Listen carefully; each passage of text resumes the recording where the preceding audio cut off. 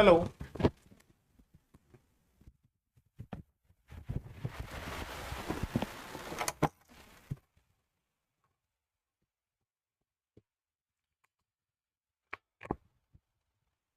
Hello. चलिए, नमस्कार दोस्तों, गुड इवनिंग एवरीवन। एक बार जल्दी से बता दीजिए कौन कौन बच्चा आ चुका है हमारी क्लास में।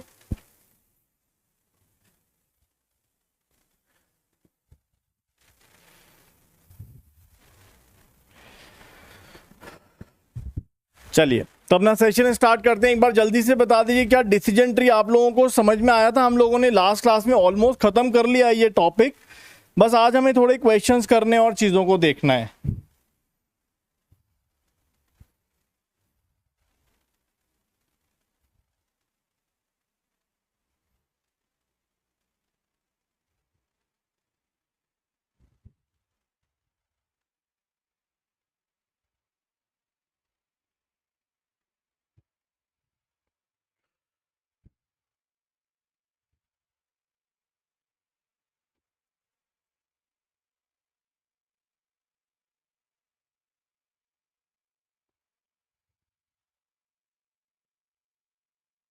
चलिए, तो आज हम लोग डिसीजन ट्री वाले टॉपिक को समाप्त कर देंगे और आगे बढ़ेंगे। और एक बार जल्दी से बता दीजिए क्या ये पूरा टॉपिक, पूरी कहानी, इस पूरे टॉपिक की, इसके बारे में आपको क्लियर है कि नहीं। कुछ सवाल हैं जो हम लोग आज करने वाले हैं, देखने वाले हैं, और हम लोग आगे बढ़ते हैं। चलिए,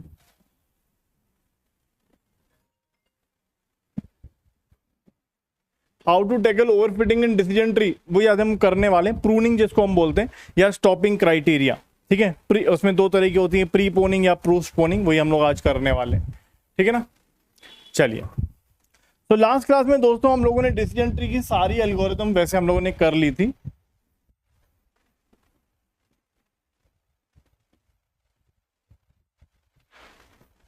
हम लोगों ने लास्ट क्लास में वेरिएंस के बारे में पढ़ा था और हमने इसमें एक एग्जाम्पल भी किया था, ठीक है।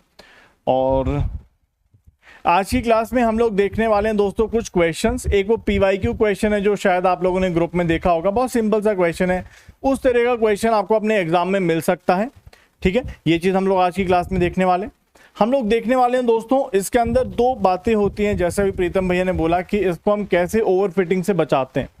तो we'll be looking at what all are the stopping criterias,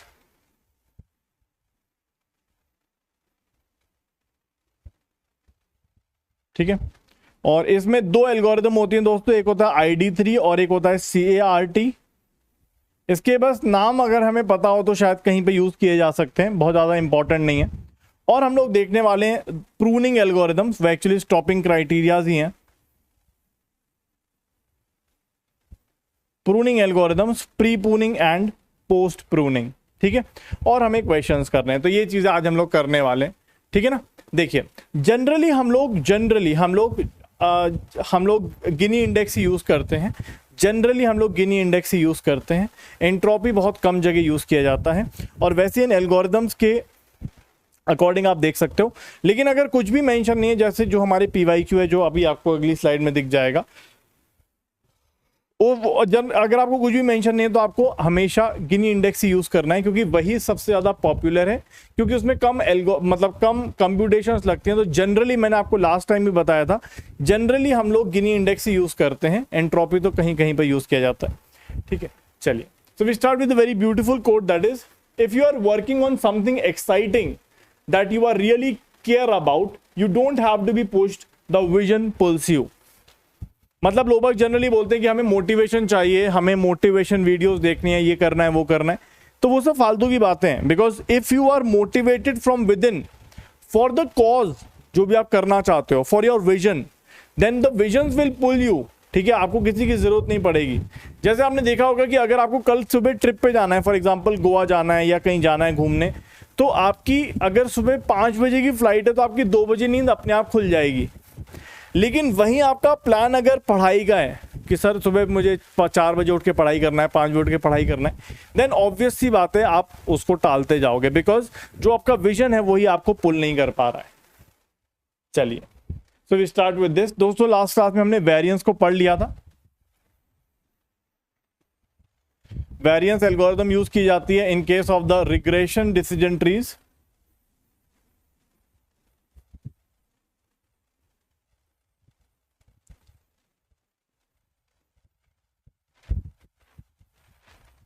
ठीक है। और जैसे कि मैंने लास्ट क्लास में भी आपको समझाया था, हम बड़े आराम से इसमें वेरिएंस निकाल सकते हैं, that is y minus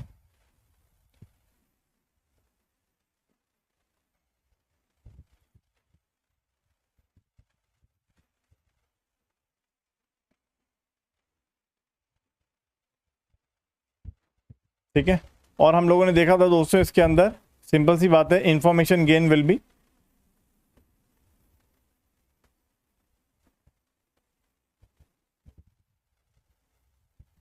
variance of the parent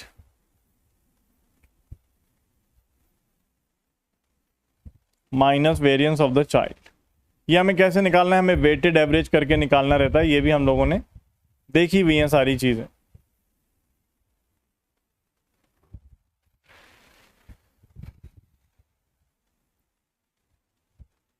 चलिए दोस्तों, ये वाला क्वेश्चन था। आई होप आप लोगों को ये क्वेश्चन विजिबल है। एक बार देखिएगा, इज दिस विजिबल? क्या ये क्वेश्चन विजिबल है? थोड़ा सा गड़बड़ है। चलिए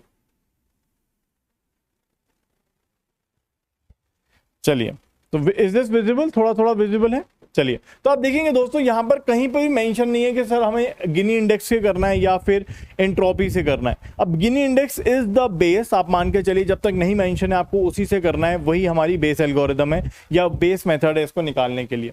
तो यहां पर हमें क्या क्या दे रखा है दोस्तों? We have the match number 1 2 3 4। Obviously this is not a dimension, ये डायमेंशन नहीं है। पिच हमारा डायमेंशन है, फॉर्मेट हमारा डायमेंशन है और विनर हमारा डायमेंशन है। ग्रीन ब्लू दो ही हमारे पास विनिंग है। तो आप देख सकते हो ये एक क्लासिफिकेशन एल्गोरिदम हो जाएगी।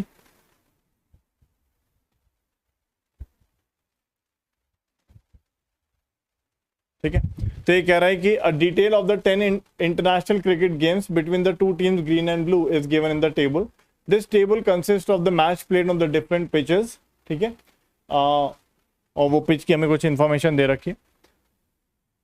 The format, the cricket organization would like to use the information given in the table C to develop a decision tree model to predict the outcome of the future gain between the two teams. To develop such model, the computed information gain on pitch with respect to the target is। तो बहुत simple है, आप लोग बड़े आराम से शुरुआत कर सकते हो, इसमें कोई परेशानी नहीं होगी आपको। वैसे किसी भैया ने सॉल्व करके डाल भी दिया था, शायद मैंने देखा था। हम रूट से शुरू कर सकते हैं। आप ऐसा एग्जाम में मान सकते हो कि इस टाइप का आएगा। बहुत सिंपल सा क्वेश्चन है जिसको आप बड़े आराम से हैंडल कर लोगे। तो यहां पर हमें पिच पे अगर बाइफर्केशन करना है दोस्तों, तो दो ही ऑप्शन है हमारे पास, एक है एस और एक है एफ।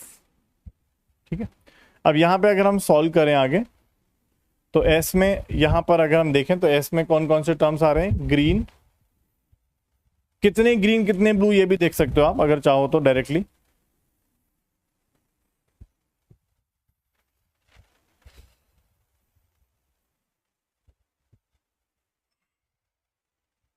तो यहां पे अगर आप देखोगे तो एक ग्रीन है, दूसरा ब्लू है, तीसरा ब्लू है, फिर ग्रीन है और फिर ग्रीन है।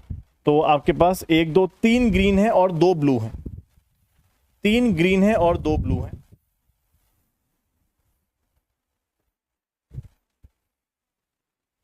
तीन ग्रीन है और 2 ब्लू हैं। और इसके बाद अगर हम यहां पे एफ में देखेंगे तो blue, green, blue, blue, blue. तो यहां पे आप देखोगे दोस्तों तो हमारे पास 1 2 3 4 ब्लू हैं और 1 ग्रीन है। देख लीजिए सारे हो गए कि नहीं? 5 और 5 हो गए। Yes, everything is done. और यहां पे हम देखेंगे दोस्तों तो कितने ग्रीन कितने ब्लू? 1 2 3 4 ग्रीन है और 6 ब्लू है। यहां पे हमारे पास 4 ग्रीन है और 6 ब्लू। सो अगर हम रूट से शुरुआत करें दोस्तों, तो रूट का गिनी इंप्योरिटी क्या हो जाएगा? 1 minus probability of green, that is 4/10 whole square minus 6/10 whole square. ये ब्लू की प्रोबेबिलिटी हो जाएगी। अगर हम पिच का देखेंगे दोस्तों तो पिच में आ जाएगा 1 minus 2/5 whole square minus 3/5 whole square. यहां पे अगर हम देखेंगे दोस्तों एफ के अंदर तो we have 1 minus 1/5 whole square, ये ग्रीन की प्रोबेबिलिटी, माइनस 4/5 होल स्क्वायर।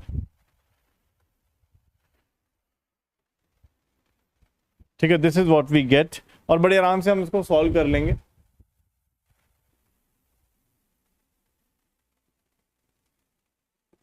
ठीक है, चलिए तो जल्दी रूट वाले को सॉल्व कर लेते हैं दोस्तों।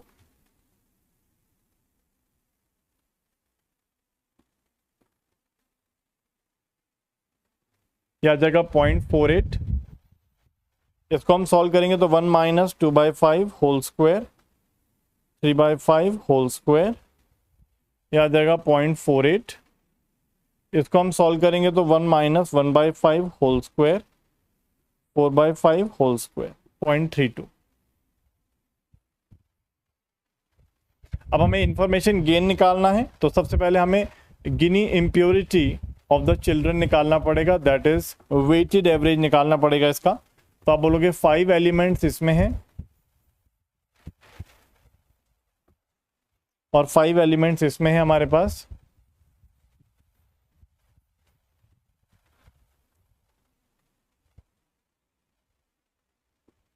यह आ जाएगा 0.4।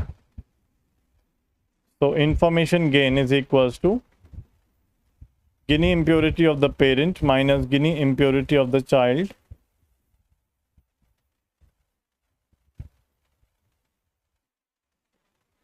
क्या ये ठीक है? एक बार चेक कर लीजिए।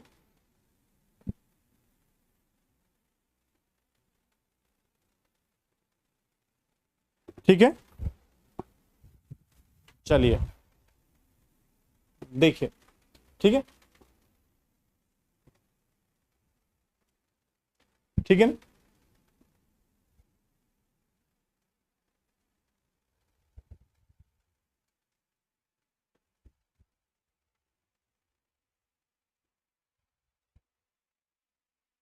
चलिए, तो आई होप हम सब लोग ये कर पा रहे हैं, इसमें कोई परेशानी है। This is impurity, this is information gain, this is Guinea impurity. ठीक,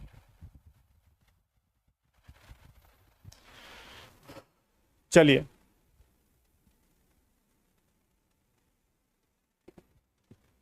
तो क्या एंट्रोपी से करना है क्या? इसको मेंशन करना चाहिए था वैसे।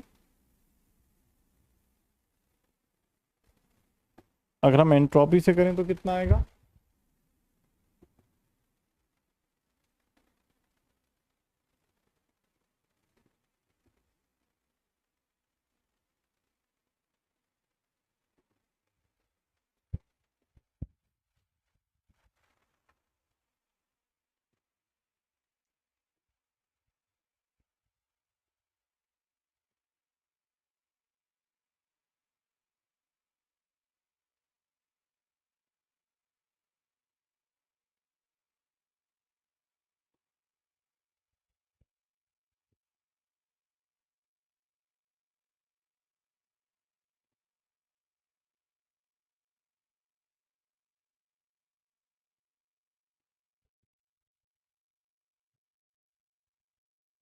अगर हम एंट्रोपी से करेंगे तो 0.12 आएगा इसका आंसर। ठीक है ना? अगर हम एंट्रोपी से करेंगे तो 0.12 आएगा इसका आंसर। लेकिन इसको क्वेश्चन में मेंशन करना चाहिए कि ये किससे करना है, और अगर नहीं मेंशन है तो गिनी इम्प्योरिटी से ही करना चाहिए इसको।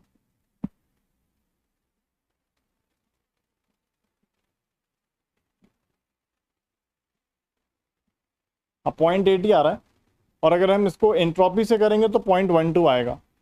तो वैसे हो सकता है कि इस वाले क्वेश्चन को किसी ने चैलेंज नहीं किया होगा, क्योंकि इस बार पहली बार हुआ है, तो किसी ने शायद हो सकता है चैलेंज ही ना किया हो। तो इस क्वेश्चन को हम चैलेंज भी कर सकते हैं कि इसमें मेंशन होना चाहिए कि गिनी इम्प्योरिटी यूज करना है कि एंट्रोपी करना है। ऐसा कुछ नहीं है कि यहाँ पर इम्बैलेंस है तो हमें एंट्रोपी यूज करना चाहिए, ऐसा कोई बड़ी बात नहीं है। ठीक है, ऐसा कुछ नहीं है कि ये इम्बैलेंस है तो हमें एंट्रोपी यूज करना है, ऐसा कुछ भी नहीं। ऐसा कुछ भी नहीं है कि यहाँ पे इम्बैलेंस है तो हमें एंट्रोपी यूज करना है, ऐसा कोई रूल नहीं है कि इम्बैलेंस डेटा में हमें एंट्रोपी यूज करना चाहिए। नहीं, अलग अलग एल्गोरिदम्स हैं हमारे पास। जैसे कि अगर हम दो एल्गोरिदम्स को देखें, CRT एल्गोरिदम जो होती है वो गिनी इम्प्योरिटी को यूज करती है, और ID3 यूज करती है एंट्रोपी और उसको। तो अलग अलग एल्गोरिदम्स है हमारी। ठीक है, ऐसा कुछ नहीं है कि इम्बैलेंस डेटा है तो हमें एंट्रोपी यूज करना है। तो हो सकता है कि पहली बार पेपर हुआ है तो किसी ने चैलेंज नहीं किया हो, नहीं तो इसको चैलेंज कर सकते थे हम लोग, और ऑब्वियसली हम करते भी अगर ऐसा कुछ हमारे एग्जाम में आता तो, क्योंकि पहली बार पेपर हुआ है, किसी का फोकस नहीं रहा होगा। तो इसको चैलेंज नहीं किया होगा, नहीं तो चैलेंज हम कर सकते हैं। लेकिन अगर हम इसी क्वेश्चन को एंट्रोपी से करेंगे, हाँ तो 0.12 आ रहा है, क्योंकि अगर आप एंट्रोपी से करोगे तो इसकी वैल्यू 0.97, इसकी वैल्यू 0.97 और इसकी वैल्यू 0.82 आ रही है, 0.72। अब तो ये बन जाएगा। तो इस केस में अगर हम एंट्रोपी यूज करेंगे तो ये आएगा। लेकिन ऐसा कुछ नहीं है कि इम्बैलेंस लग रहा है हमें तो हम वो यूज करेंगे। आप देखोगे यहाँ पे बैलेंस्ड है, यहाँ परफेक्टली बैलेंस्ड है एक तरह से, तो ऐसा कुछ भी नहीं। जनरली हम लोग गिनी इंप्योरिटी ही यूज करते हैं। तो अगर हम एंट्रोपी से करेंगे तो हमारे पास 0.12 आंसर बन जाएगा, 0.125 समथिंग आ रहा था, ठीक है ना। हाँ 0.08 बाई गिनी इंप्योरिटी, ठीक है। तो वैसे क्वेश्चन में उसको मेंशन करना चाहिए था कि कौन सी एल्गोरिथम यूज कर रहे हैं, लेकिन अगर कुछ भी मेंशन नहीं किया तो Gini impurity is more famous than entropy, तो हम गिनी इंप्योरिटी का यूज कर सकते हैं। चलिए, अब ऐसी एक और एग्जांपल है जिसको हम यूज कर सकते हैं, एज और gravity like gods like dogs and going to be an astronaut. तो ये भी एक क्वेश्चन आप यूज कर सकते हो फॉर योर प्रैक्टिस, ठीक है। सो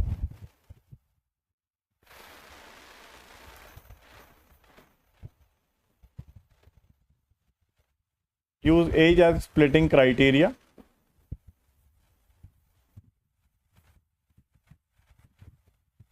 और इसमें कोई भी ले लेते हैं, लाइक टेक मीडियन वैल्यू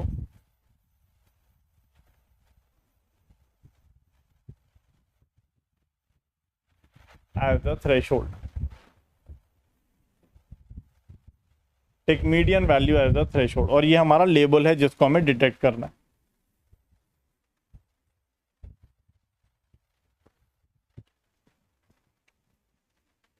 चलिए, तो इसमें मीडियन वैल्यू क्या होगी दोस्तों, ये तो मुझे लग रहा है इंक्रीजिंग ऑर्डर में ही है, 1 2 3 4 5 6 7 8 9 10, 10 है यहां पर। तो इसकी मीडियन वैल्यू क्या हो जाएगी, पांचवी और छठी का एवरेज, राइट।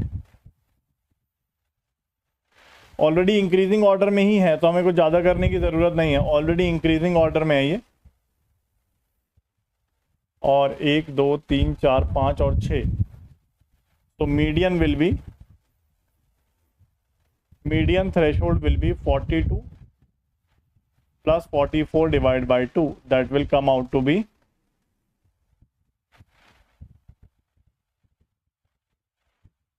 43।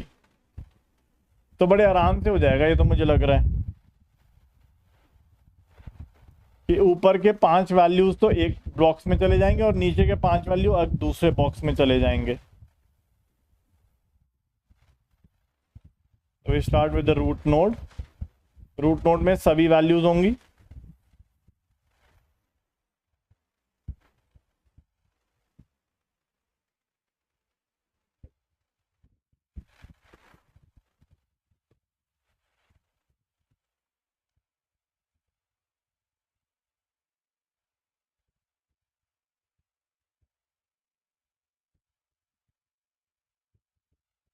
यहाँ पे आ जाएगा 0 1 1 0 0 और यहाँ पे आ जाएगा 1 0 1 0 1।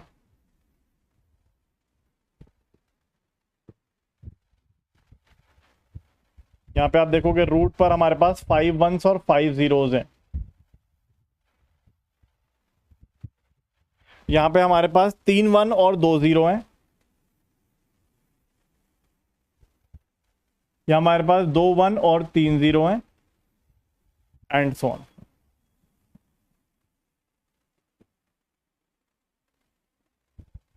ठीक है, चलिए जल्दी से कर लेते हैं।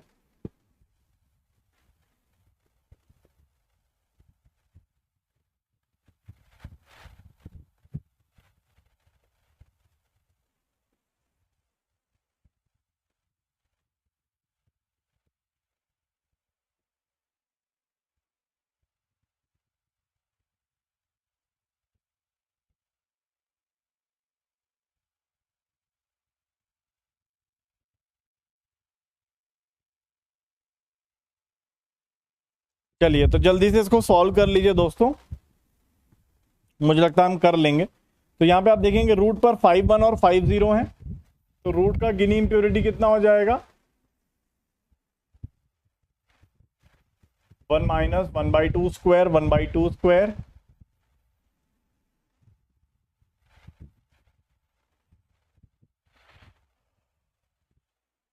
और इस वाले नोट का कितना हो जाएगा, ग्रेटर देन 43 वाले का,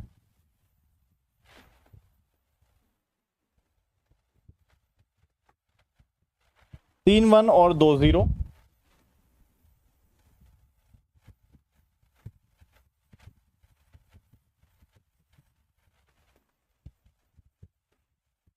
लेस देन 43 वाले का कितना हो जाएगा, 1 माइनस, यहां पर हम देखेंगे 2 1 और 3 0।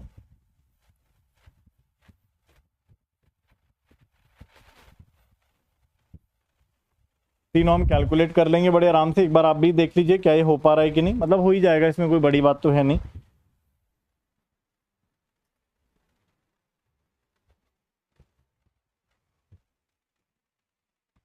आ जाएगा 1/2,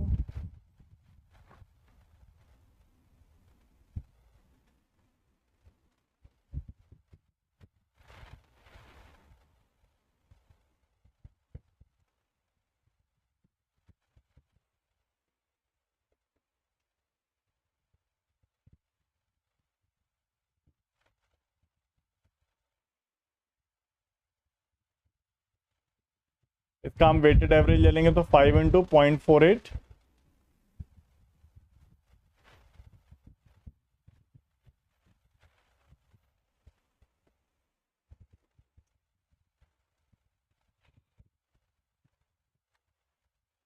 मुझे लगता है 0.48 ही आ जाएगा ये तो। और फाइनली हमारा जो इंफॉर्मेशन गेन हो जाएगा वो जाएगा पेरेंट माइनस,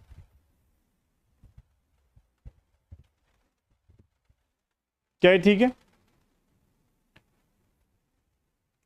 तो इस टाइप का क्वेश्चन आपको एग्जाम में मिल सकता है, जैसा कि आपने देखा 2024 में भी आया हुआ है, यहां भी आगे भी आ सकता है, इसमें कोई परेशानी नहीं है, ठीक है। चलिए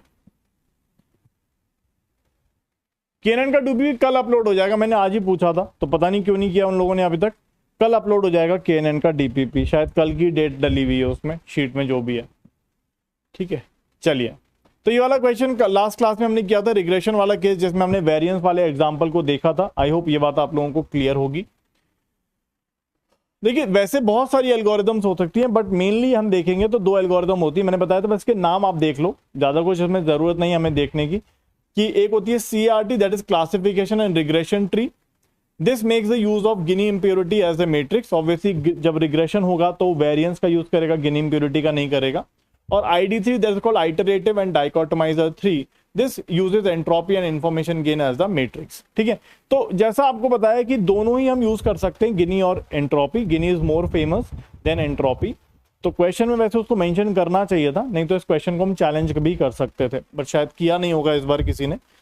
चलिए तो जो CRT एल्गोरिदम होती है या ID3 एल्गोरिदम होती है, ऑलमोस्ट सिमिलर होती है जैसा कि हम लोगों ने पढ़ी है, right. That is classification and regression tree algorithm. तो ये सिमिलर एल्गोरिदम होती है जैसे हमने पढ़ी है। मैं बस यहाँ पे इसलिए लिख के लाया हूँ जिससे हम चीजों को देख सकें कि यार हम लोगों ने जो पढ़ा है वैसी ही एल्गोरिदम है, बस को नाम दे दिया गया है, बाकी हम ये ऑलरेडी कर चुके हैं। क्या है, start with a complete training data set. आप किसी एक ट्रेनिंग डेटा सेट से शुरू करो जिसको हम रूट नोड बोलते हैं। रूट नोड से हम शुरुआत करते हैं, नोड इम्प्योरिटी हम कैलकुलेट करेंगे, ठीक है। उसके बाद select the feature for splitting the results in higher information gain. हम ऐसा चाहते हैं कि ऐसी स्प्लिट हो जो हमें highest information gain they. ASM is actually attribute selection measure. ASM is actually attribute selection matrix या measures, कुछ भी आप कह सकते हैं।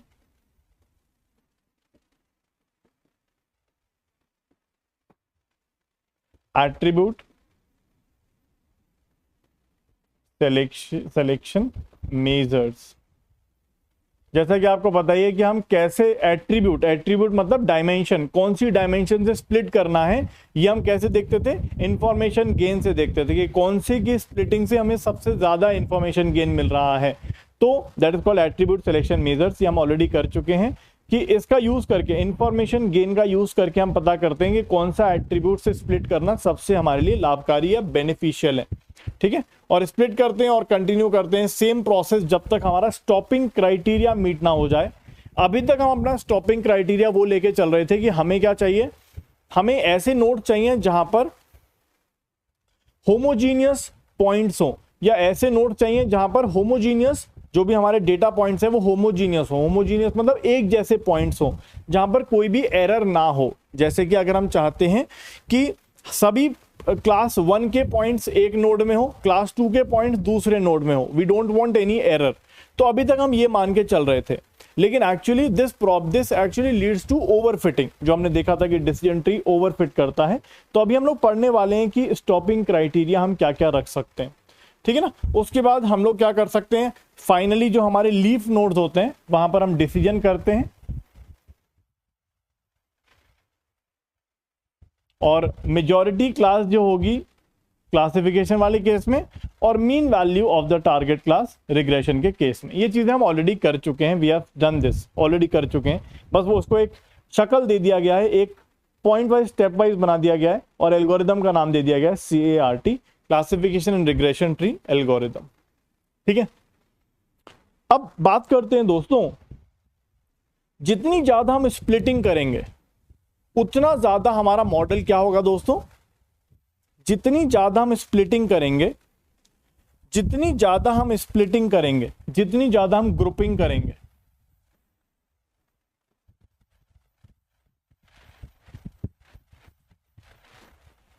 उतना हमारा मॉडल क्या होता चला जाएगा। जितनी ज्यादा हम स्प्लिटिंग करेंगे, जितना ज्यादा स्प्लिट करेंगे, उतना ज्यादा हमारा मॉडल जो है वो कॉम्प्लेक्स होता चला जाएगा। जैसे फॉर एग्जांपल सिंपल सी केस है, अगर हमारे पास कुछ डेटा पॉइंट्स हैं,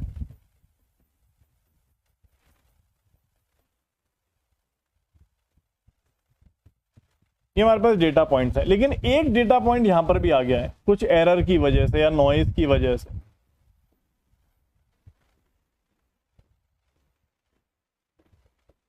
ठीक है, तो सबसे बेस्ट क्लासिफिकेशन क्या हो सकता था कि सर आप यहां पर इसको क्लासिफाई कर लो और इजीली हम इसको कह सकते हैं कि दिस इज द क्लासिफायर, बस खत्म। इतने में आप ग्रुपिंग कर सकते हो कि एक स्प्लिट हो गया, दूसरा स्प्लिट नीचे हो गया, खत्म। लेकिन अगर हम इसको कंटिन्यू करते जाएं, स्प्लिट करते चले जाएं, और इसमें आपको पता है ना स्प्लिटिंग में हम क्या करते हैं, वी एक्चुअली क्रिएट रीजन्स, हम रीजन्स क्रिएट करते हैं। तो अगर मान लीजिए हमने स्टॉपिंग क्राइटेरिया नहीं लगाया और ये ओवरफिट करने की कोशिश कर रहा है, तो this will actually try to create a region like this also, ऐसा कुछ रीजन भी क्रिएट करेगा, और यहां पर भी एक रीजन ऐसा क्रिएट करेगा। इसका मतलब हम अगर और ज्यादा स्प्लिटिंग करते चले गए, करते चले गए, करते चले गए, मतलब हम अपने मॉडल कॉम्प्लेक्सिटी को इंक्रीज कर रहे हैं, मॉडल कॉम्प्लेक्सिटी इंक्रीज कर रहे हैं। मॉडल कॉम्प्लेक्सिटी इंक्रीज होगा तो हमारा बायस जो है वो रिड्यूस होगा, बायस मतलब जो हमारी ट्रेनिंग एरर है वो रिड्यूस होगी, एंड फाइनली हमारा ओवरफिटिंग हो जाएगा डेटा के ऊपर। ठीक है, तो आई होप ये बात आप लोगों को क्लियर है।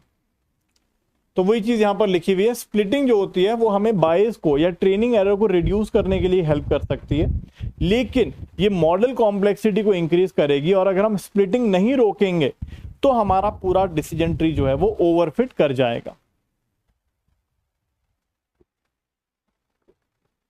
अब इससे हम कैसे बच सकते हैं,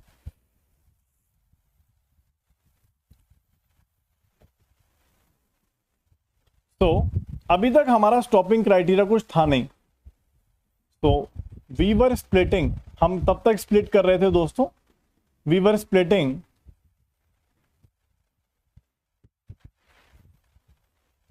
till we get homogeneous nodes. जब तक हमें होमोजीनियस नोड्स नहीं मिल जाते तब तक हम स्प्लिट कर रहे थे। ठीक है, but this leads to overfitting.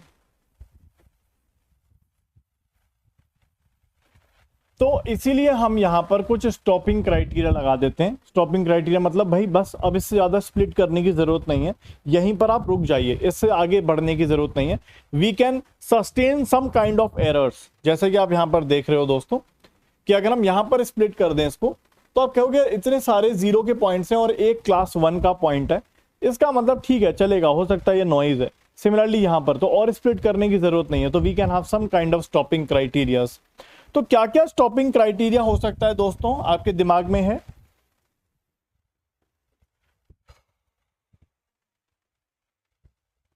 Anyone? क्या क्या स्टॉपिंग क्राइटेरिया हम रख सकते हैं? What all stopping criteria we can keep?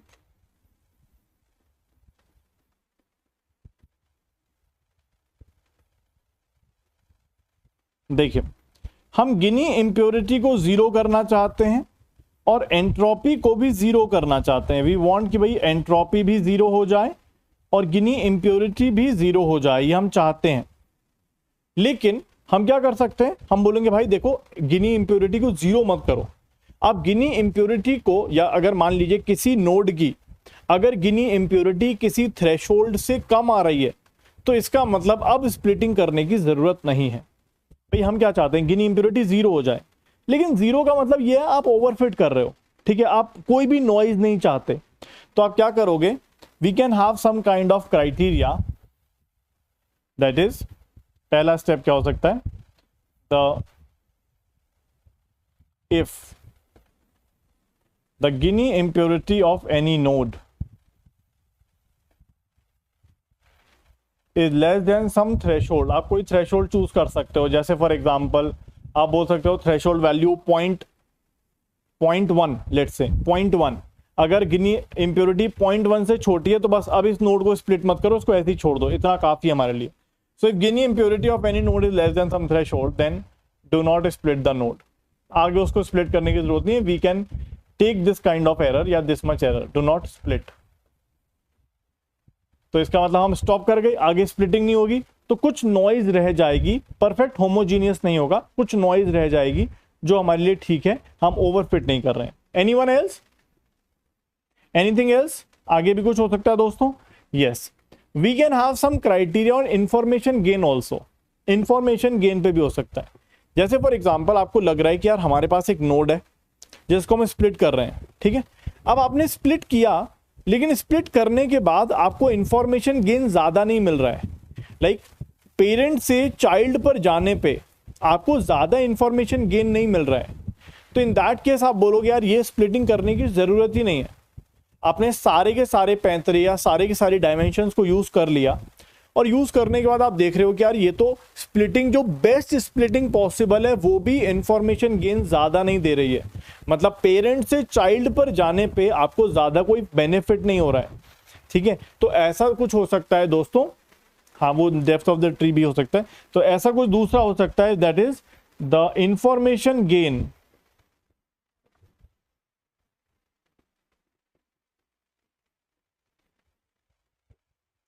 the information gain is less than some threshold। अगर मान लीजिए इंफॉर्मेशन गेन हमें दिख रहा है कि भाई बेस्ट डायमेंशन हमने चूज किया, लेकिन बेस्ट डायमेंशन चूज करने के बाद भी पेरेंट से चाइल्ड पर जाने पे हमें जो इंफॉर्मेशन गेन मिल रहा है वो अच्छा नहीं है, मतलब इट्स नॉट गुड, बहुत छोटा आ रहा है, it is very very less. इसका मतलब उस बाइफर्केशन करने की जरूरत नहीं है, we can stop the bifurcation और splitting. So if information gain is less than some threshold, then do not split।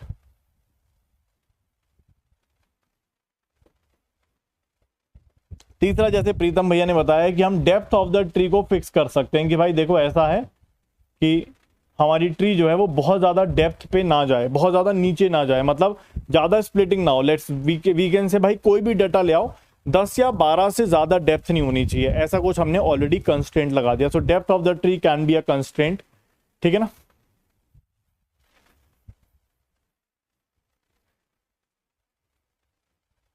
एक और कंस्ट्रेंट हो सकता है दोस्तों, the number of points in a node. मतलब हम चाहते हैं कि स्प्लिटिंग तो होती रहे, लेकिन ऐसा ना हो कि स्प्लिट करते करते एक नोड के अंदर 1 से 2 या 4 पॉइंट ही रह जाएं, क्योंकि ऐसा हो सकता है कि हम स्प्लिट करते जा रहे हैं। ये प्रॉब्लम आपको वहां मिल सकती है रिग्रेशन के केस में, क्योंकि रिग्रेशन के केस में वो स्प्लिट करता जाएगा और ओवरफिटिंग के केस में एक नोड के अंदर सिर्फ एक ही पॉइंट रहेगा, क्योंकि वो चाहता है वेरिएंस 0 हो जाए, ठीक है। क्योंकि वेरिएंस 0 का मतलब क्या है, एक ही पॉइंट एक नोड पर रहे। तो ऐसी परिस्थिति वहां पे उत्पन्न हो सकती है इन केस ऑफ रिग्रेशन। तो we can have a criteria कि एक नोड के अंदर अगर 3 या 4 पॉइंट से कम है पॉइंट या जो भी थ्रेशोल्ड आप रखो, तो फिर उसकी स्प्लिटिंग अब मत करो, इतना काफी है हमारे लिए। So we can have that also. चौथा,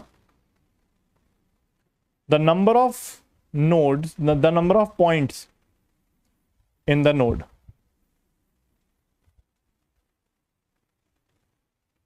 is less than some threshold, तो फिर आप स्प्लिट मत करो।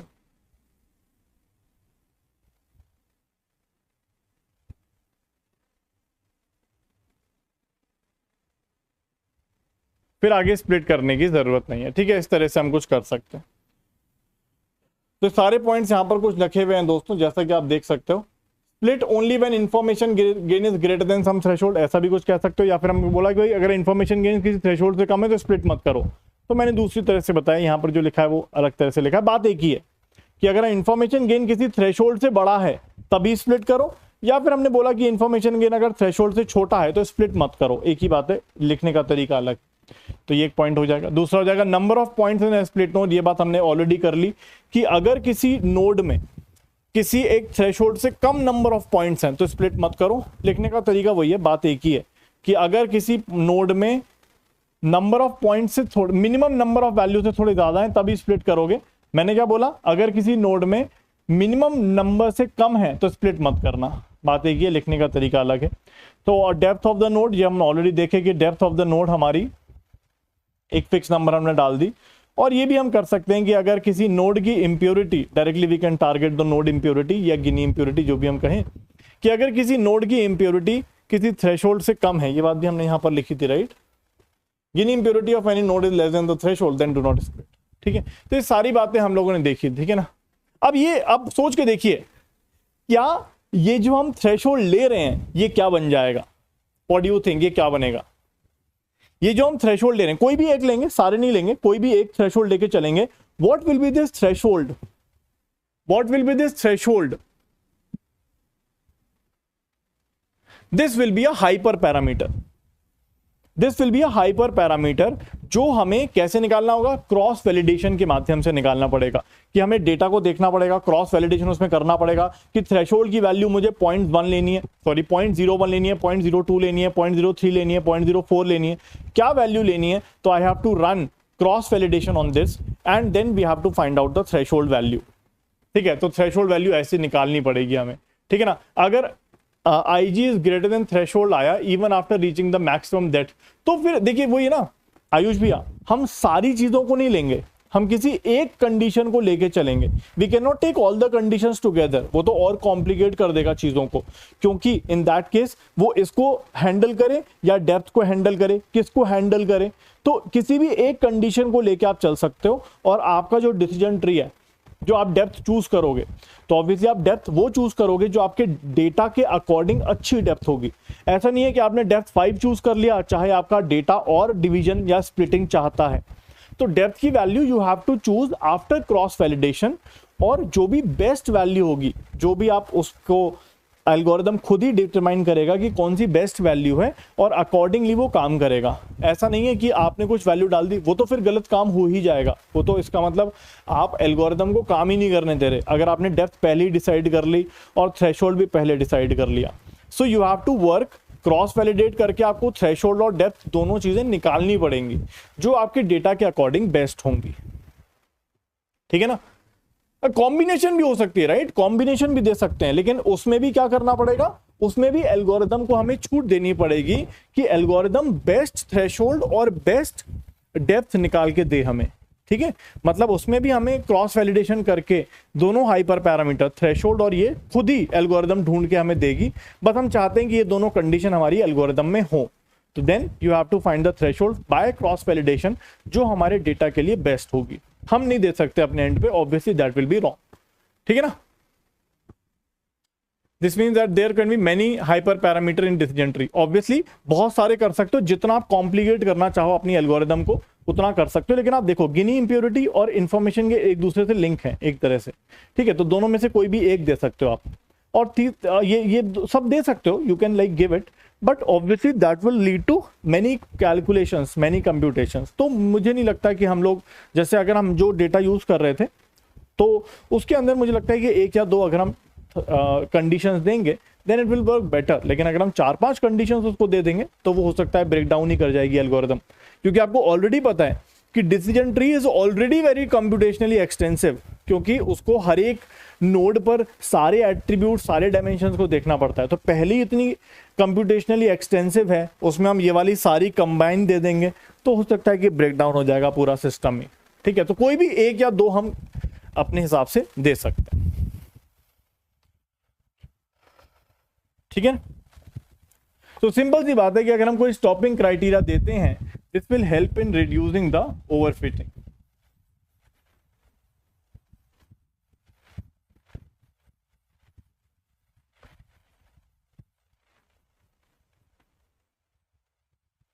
This will help in reducing the overfitting, overfitting reduce करने में हेल्प करेगा। अब देखिए यही चीज होती है जो मैंने अभी आपको पैरामीटर्स बताए ना, तो यहां पर दो चीजें होती हैं जिससे हम अपने इसको लगाते हैं, that is called pre pruning and post pruning. ठीक है,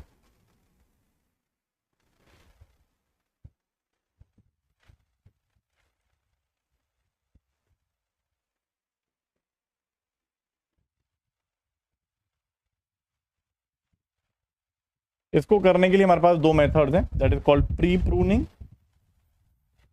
प्रूनिंग मतलब स्टॉपिंग, राइट।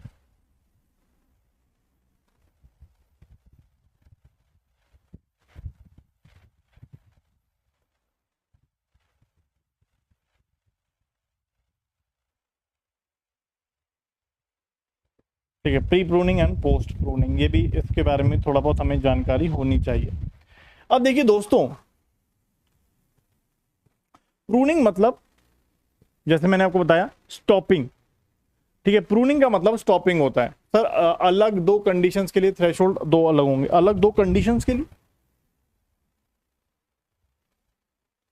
अलग दो कंडीशंस के लिए थ्रेशोल्ड अलग दो होंगे ना। मतलब भाई अगर एक डेटा है हमारा तो पूरे ट्री के लिए एक ही कंडीशन होगी ना, पूरे डेटा के लिए, पूरे ट्री के लिए हम एक ही कंडीशन लेंगे ना, अलग अलग नोड के लिए अलग अलग कंडीशन तो देंगे नहीं। पूरे डेटा में, पूरे डिसीजन ट्री के लिए एक ही कंडीशन होगी, राइट। चलिए, तो प्रूनिंग की अगर हम बात करें दोस्तों, तो मैंने आपको ऑलरेडी बताया प्रूनिंग मतलब स्टॉपिंग।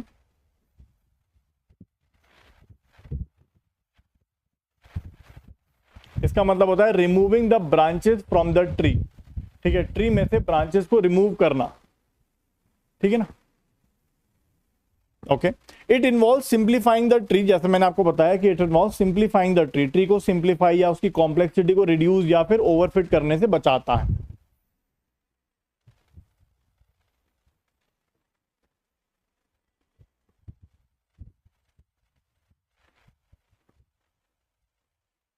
ठीक है, अब इसके दो होते हैं दोस्तों, pre pruning and post pruning. मैं दोनों आपको समझाने की कोशिश करता हूं, देखिएगा। प्री प्रूनिंग तो वही है कि हमने अपनी ट्रेनिंग के पहले ही अपनी कंडीशंस को बता दिया और कंडीशंस को डाल दिया।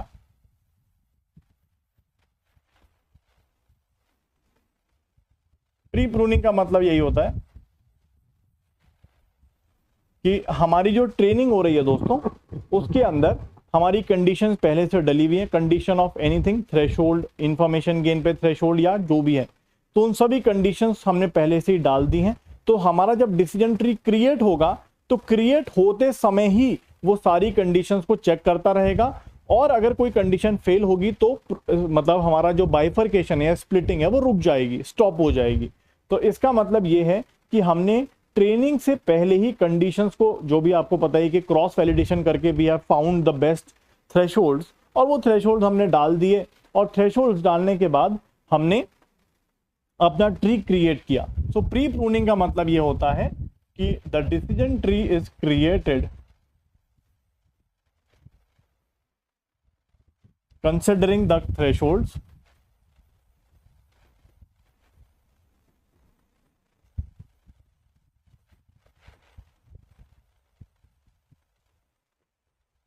ठीक है, थ्रेशोल्ड को कंसिडर करते हुए हम अपने इसको ट्री को क्रिएट कर रहे हैं, जैसे नॉर्मल सिचुएशन हम मान के चलते हैं। लेकिन क्या इसमें कोई प्रॉब्लम भी हो सकती है दोस्तों? भाई हमारे पास कोई डेटा था, हमने रूट नोड से रूट डेटा को क्रिएट मतलब अपने ट्री को क्रिएट करना स्टार्ट किया।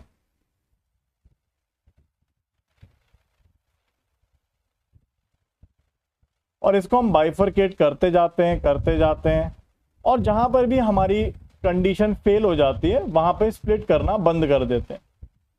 तो नॉर्मल सी बात है जो हम लोगों ने एक्सप्लेन करी कि स्प्लिट करते जाएंगे, जहां पर भी थ्रेशोल्ड ब्रेक होगा वहां पर स्प्लिट करना बंद कर देंगे। बिल्कुल सिंपल सा तरीका है। तो it is created considering the thresholds, that is we start with the root node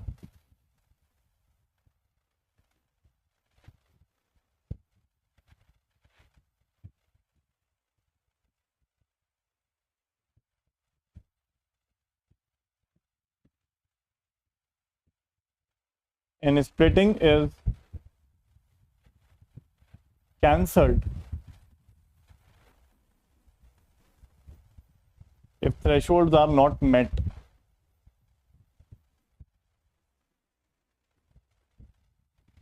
threshold condition अगर आपसे मेट नहीं हो रही है तो। But what do you think यहां पर क्या प्रॉब्लम हो सकती है? एनीवन? यहां पर स्प्लिटिंग ना करके स्प्लिटिंग रोक देने से एक प्रॉब्लम क्रिएट हो सकती है किसी किसी सिचुएशन में। What do you think? Maybe we could have incorrect assumptions of any threshold. वो तो क्रॉस वैलिडेशन के माध्यम से हमने निकाला ही है, क्रॉस वैलिडेशन के माध्यम से हमने निकाला ही है। और हो सकता है कि जो आप कह रहे हो अंडर फिटिंग कैन बी देखिए सोच के देखिए, under fitting can be, but under fitting थोड़ा छोटा वर्ड हो जाएगा उस चीज को एक्सप्लेन करने के लिए। सोच के देखिए, इसका मतलब यह है कि अगर हमने स्प्लिटिंग करी ही नहीं तो डिसीजन ट्री को उस हो सकता है, देखो ऐसा भी तो हो सकता है ना कि हमारे डेटा का, जैसे एक एग्जांपल के माध्यम से अगर मैं आपको समझाऊं, देखिए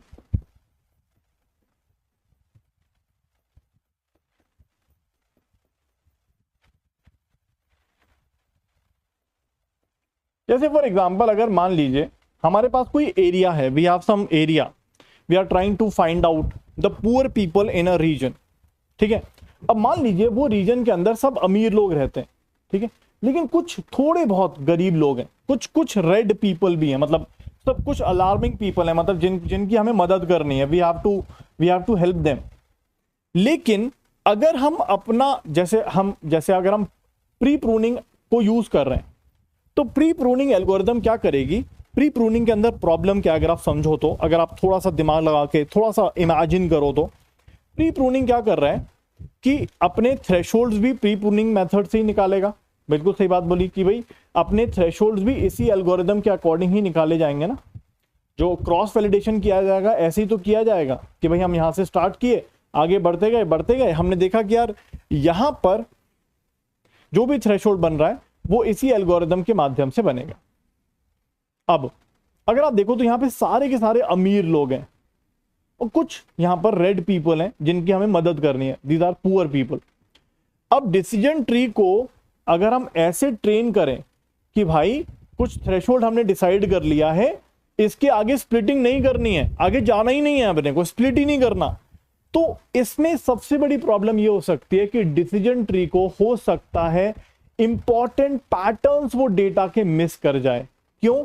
क्योंकि हमने उसको पहले ही स्प्लिट कर दिया है, पहले ही रोक दिया है, सॉरी स्प्लिट नहीं, पहले ही स्प्लिटिंग को रोक दी है। तो जैसे फॉर एग्जांपल अगर हमारे पास कुछ इस तरह से डेटा है, और भी डेटा होगा और भी होगा, मैं तो बस एक पैटर्न दिखा रहा हूं। ये पैटर्न है जहां पर बहुत सारे अमीर लोग हैं, let's say we have 1000 rich people, उसमें से सिर्फ 5 लोग ऐसे हैं या 10 लोग ऐसे हैं जो थोड़े गरीब हैं, तो हमें इनकी मदद करनी है। लेकिन अगर हम कोई थ्रेशोल्ड लगा देंगे तो हमारे डिसीजन ट्री को ये पैटर्न कभी नजर ही नहीं आएगा, क्योंकि इसने तो पहले ही स्प्लिटिंग रोक दी ना। उसको दिखेगा कि यार ये तो नॉइजी पॉइंट्स हैं, ये पैटर्न कभी इसको नजर ही नहीं आएगा। तो थ्रेशोल्ड लगा देने से क्या होगा कि कुछ इंपॉर्टेंट पैटर्न्स डिसीजन ट्री भूल सकता है या फिर अवॉइड कर सकता है because of this thresholding effect. अब इसका सॉल्यूशन क्या है? इसका सॉल्यूशन क्या है? क्या बात आपको समझ में आई? मैं इसको रिपीट कर सकता हूं। इसका पॉइंट ये है दोस्तों, पॉइंट ये है कि अगर हम डिसीजन ट्री को स्प्लिट करना ही छोड़ देंगे, आगे बढ़ना ही छोड़ देंगे, स्प्लिटिंग ही नहीं करेंगे, तो इसका मतलब ये हो जाएगा ना कि वो एक तरह से, इसका मतलब ये हुआ कि इन पॉइंट्स को एक नॉइजी पॉइंट्स मान रहा है, और ये पैटर्न कभी डिसीजन ट्री ने देखा ही नहीं, क्योंकि उसने आगे स्प्लिट ही नहीं किया, और जब स्प्लिट नहीं किया तो ये वाले पॉइंट्स उसको कभी दिखाई ही नहीं दिए, because we have stopped earlier. So the solution is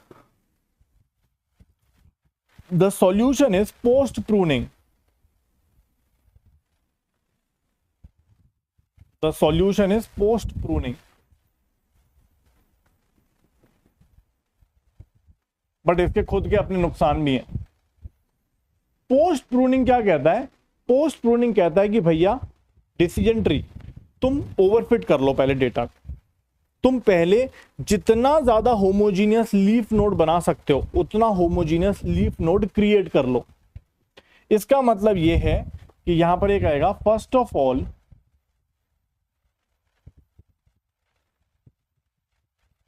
the decision tree is allowed to overfit the data. अब इससे क्या होगा? इससे क्या होगा?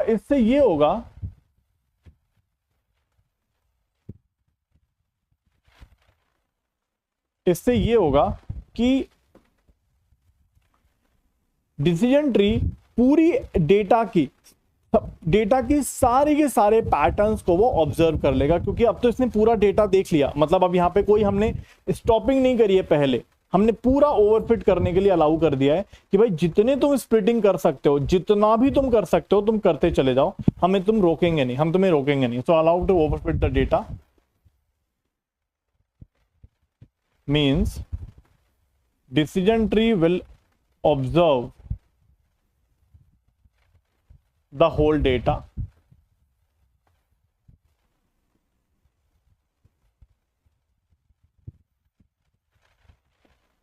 and patterns in the data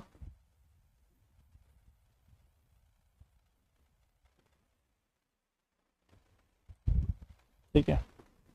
अब उसके बाद क्या करेंगे दोस्तों?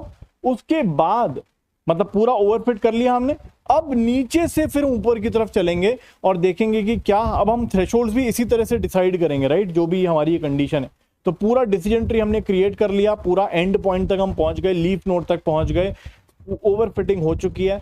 अब उसके बाद हम देखेंगे लीफ नोड से ऊपर की तरफ आएंगे और देखेंगे कि कहां कहां पे इंफॉर्मेशन गेन हमें बहुत ज्यादा कम मिल रहा है, इंफॉर्मेशन गेन नहीं मिल रहा है, या किसी एक बहुत छोटी थ्रेशोल्ड से कम मिल रहा है. तो फिर वहां पे हम कटाई शुरू कर देंगे, वहां पे हम कटिंग शुरू करेंगे और उन ब्रांचेस को अब डिलीट करना शुरू करेंगे. सो यहां पर हमने ब्रांचेस क्रिएट ही नहीं करी थी हमने, आगे स्प्लिटिंग ही नहीं हुई थी, डिसीजन ट्री ने पैटर्न को समझा ही नहीं था.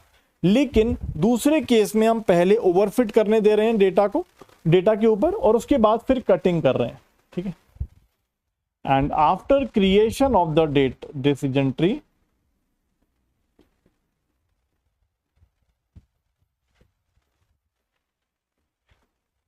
the branches are cut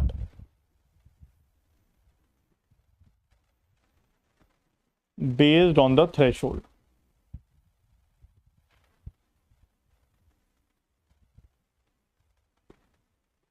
तो दोनों में कुछ अंतर समझ में आया आप लोगों को? देखिए, पहले वाले में और इसमें एक चीज का अंतर है कि यहां पर तो उसने पैटर्न को देखा ही नहीं, इसने ये पैटर्न ही नहीं देखा कि भाई इसके अंदर कुछ रेड पॉइंट्स भी हैं.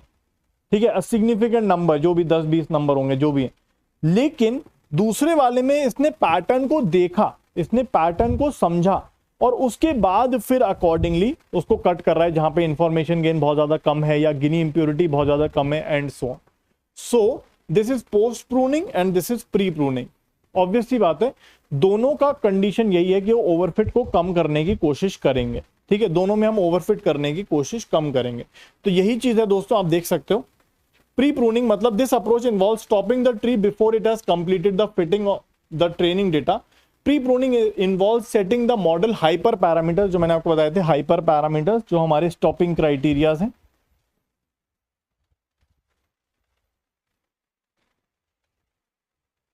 आप स्टॉपिंग क्राइटेरिया पहले से डिफाइन कर लो, और फिर आप अपने प्री प्रूनिंग कर सकते हो, जिसमें आपने ऑलरेडी स्टॉपिंग क्राइटेरिया डाल दिया है और आपका जो ट्री है वो पहले ही कट हो जाएगा, आगे वो बढ़ेगा ही नहीं, आगे उसकी स्प्लिटिंग होगी ही नहीं।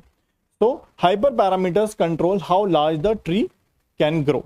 नेक्स्ट पोस्ट प्रूनिंग दोस्तों, पोस्ट प्रूनिंग इज जहां पर हम डिसीजन ट्री को, here the tree is allowed to fit the training data perfectly, पहले ओवरफिट करने देते हैं, and subsequently it is truncated according to some criteria, जो भी हम उसको कट करेंगे, ठीक है। The truncated tree is simplified version of the original with the least relevant branches having been removed, ठीक है।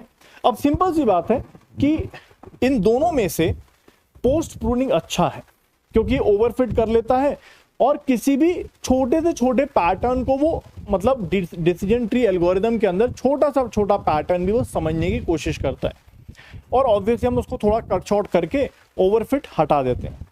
लेकिन obviously post pruning is heavily computationally extensive. यहां पर आपको पता है कि ओवरफिट करना पड़ेगा तो आपको बहुत ज्यादा कंप्यूटेशंस करनी पड़ेंगी। प्री प्रूनिंग पहले ही कट कर देता है, पहले ही स्प्लिटिंग रोक देता है, तो it is less computationally active, या post pruning is highly computationally intensive, ठीक है। तो यहां पर हम चीजों को देख सकते हैं दोस्तों, यहीं पर लिख देता हूं। तो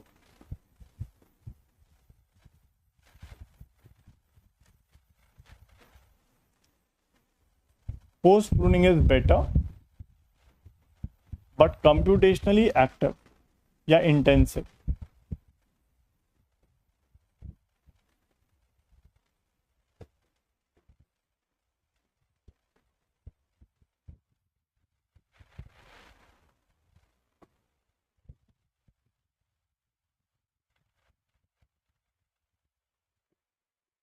ठीक है। अब जैसा कि मैंने आपको समझाया था कि हम लोग पोस्ट प्रूनिंग के अंदर पूरा ओवरफिटिंग कर लेते हैं और उसके बाद हम अपने ट्री को हम किसी क्राइटेरिया के अकॉर्डिंग उसको ट्रंकेट करते हैं, मतलब उसको काटते हैं, ठीक है। अब ये जो क्राइटेरिया होते हैं ये एक्चुअली स्टॉपिंग क्राइटेरिया जैसे नहीं होते, ये कुछ अलग होते हैं, थोड़े से अलग होते हैं, दे आर समथिंग डिफरेंट। अब लेकिन वो सब चीजें हमें यहाँ पर नहीं पड़ रही, वो थोड़ी और हाई फाई चीजें हैं, but there is some criteria different to this. मतलब पोस्ट प्रूनिंग के अंदर और भी कुछ एल्गोरिदम्स होती हैं जो डिसाइड करती हैं कि हमें कैसे इसको ट्रंकेट करना है, बट वो स्टॉपिंग क्राइटेरिया के जैसी नहीं होती, जो कि इससे अलग रहता है। बट हमें ये समझना है कि दो हमारी क्राइटेरिया हैं। तो प्रूनिंग का क्राइटेरिया कुछ भी हो सकता है, थ्रेशोल्ड तो सिर्फ जरूरी नहीं है ना। देखिए प्रूनिंग का क्राइटेरिया बहुत कुछ हो सकता है। We can have some thresholds on the impurity, we can have thresholds on information gain, we can have the threshold on the depth, we can have the threshold on the number of nodes, number of points in a node. तो बहुत सारी चीजें हैं, ये 3-4 points बताए, और भी कुछ हो सकते हैं, ठीक है। There can be many things जो कि हमारे स्टॉपिंग क्राइटेरिया बन सकते हैं, ठीक है। अब अगर हम आगे चलें तो विच इज बेटर, तो ऑब्वियसली हमारी पोस्ट प्रूनिंग बेटर है, लेकिन कंप्यूटेशनली बहुत ज्यादा इंटेंसिव है, इसलिए जनरली हमें प्री प्रूनिंग ही यूज करते हैं। जनरली अगर हम देखें तो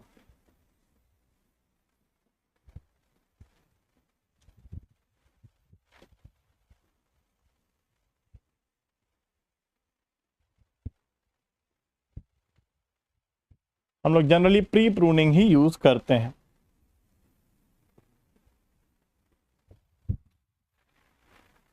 चलिए अब दोस्तों, what do you think about the advantages? Sir, if in pre pruning CV is done before pre pruning, then why it is not able to find the pattern? What is CV? अच्छा, cross validation. देखिए cross validation भी अगर हम करेंगे तो कुछ threshold लगाकर ही करेंगे ना। जैसे हम थ्रेशोल्ड की वैल्यू कुछ लेके चलेगा ना, वो जैसे 0.1 लिया या 0.2 लिया या 0.05 लिया, ऐसा तो नहीं है कि वो 0 से थ्रेशोल्ड को स्टार्ट करेगा, ऐसा नहीं है ना। वो थ्रेशोल्ड की, क्योंकि अगर वो 0 से स्टार्ट कर रहा है इसका मतलब उसने तो वो कर दिया, क्या बोलते हैं,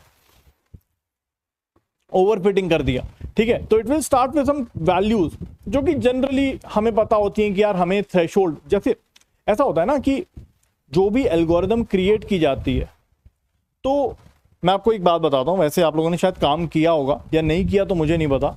जैसे for example if you are working on a medical data, तो आपको पता है कि मैं हार्ट रेट पे काम कर रहा हूं, तो हार्ट रेट का जो डेटा होता है या जो भी आप हार्ट डिजीज का डेटा पे काम कर रहे हो, तो ऑलरेडी एक फिक्स पैटर्न होता है। आप किसी अगर रिसर्च पेपर को पढ़ोगे या वहां से कोई डेटा उठाओगे, तो वो ऑलरेडी बताता है कि जनरली मेडिकल साइंस के अंदर हार्ट का जो डेटा है या हार्ट डिजीज का जो डेटा है वहां पे हम लोग थ्रेशोल्ड जनरली 0.05 से लेके 1.5 तक या जो भी रखते हो, आई डोंट नो, जो भी वैल्यू है तो ऑलरेडी रहता है, एक रेंज ऑलरेडी अवेलेबल रहती है आपकी रिसर्चेस के अंदर कि इतनी रेंज हमें रखनी है।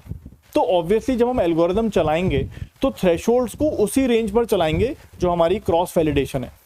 ऐसा नहीं हो सकता कि हम थ्रेशोल्ड क्रॉस वैलिडेशन को 0.00001 से स्टार्ट करके उसको बोलें कि यार तुम सारे थ्रेशोल्ड चेक करो 1.5 तक, प्रैक्टिकली इम्पॉसिबल है। तो जनरली हम थ्रेशोल्ड की एक रेंज रखते हैं कि भाई थ्रेशोल्ड हमें 0.05 से लेके लेट्स से 0.15 तक रखना है गिनी इंप्योरिटी का, ठीक है। अब जब हम लोग किसी भी एक बात से शुरुआत करते हैं या किसी भी एक थ्रेशोल्ड से शुरुआत करते हैं तो क्योंकि वो प्रूनिंग कर रहा है पहले ही स्टॉप कर दे रहा है, तो जनरली कुछ कभी कभी ऐसा हो सकता है कि ओवरफिट के अंदर जो पैटर्न हमें समझ में आए वो पैटर्न हम पहले ही स्टॉपिंग की वजह से मिस हो जाए वो पैटर्न हमसे। So this can be a criteria, right. तो अलग अलग डेटा का अलग अलग हो सकता है, लाइक हमारे पास मेडिकल फील्ड का डेटा हो सकता है, हमारे पास लेट्स से सेल्स का डेटा हो सकता है। तो अलग अलग जगह अलग अलग डेटाज होते हैं और हर एक का थ्रेशोल्ड अलग अलग होता है कि हमें इंफॉर्मेशन गेन में क्या थ्रेशोल्ड रखना है या गिनी इंप्योरिटी में क्या थ्रेशोल्ड रखना है, जो भी है, ठीक है।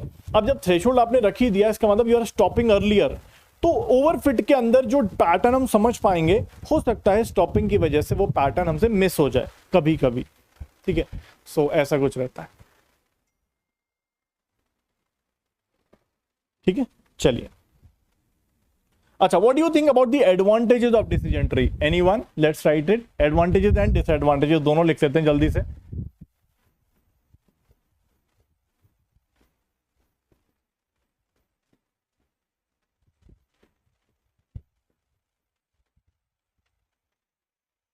एडवांटेज ऑफ डिसीजन ट्री क्या हो सकता है दोस्तों?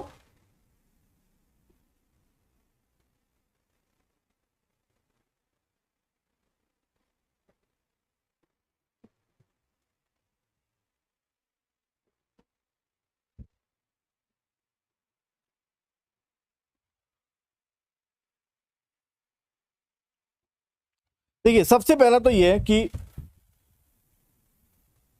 अगर जनरली हम बात करें, जैसे मैं किसी नॉन इंजीनियर को कोई बात समझाना चाहता हूं, ठीक है, मैं कोई पैटर्न उसको समझाना चाहता हूं कि डेटा का पैटर्न ऐसा है, तो मैं उसको कैसे समझाऊंगा? जैसे for example this is the data, मान लीजिए डेटा है मेरे पास, तो मैं उसको क्या बोलूंगा? मतलब जैसे मैं आपसे कहता हूं कि यार यहां पर इंडियंस रहते हैं,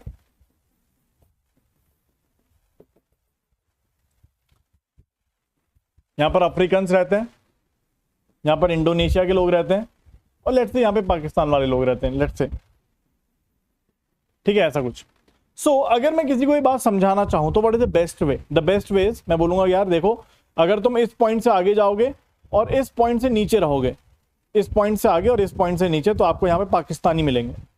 इस पॉइंट से आगे और इस पॉइंट से ऊपर रहोगे तो यहाँ पे आपको लेट्स से जो भी था, क्या नाम था, जो भी होगा, अफ्रीकन मिलेंगे।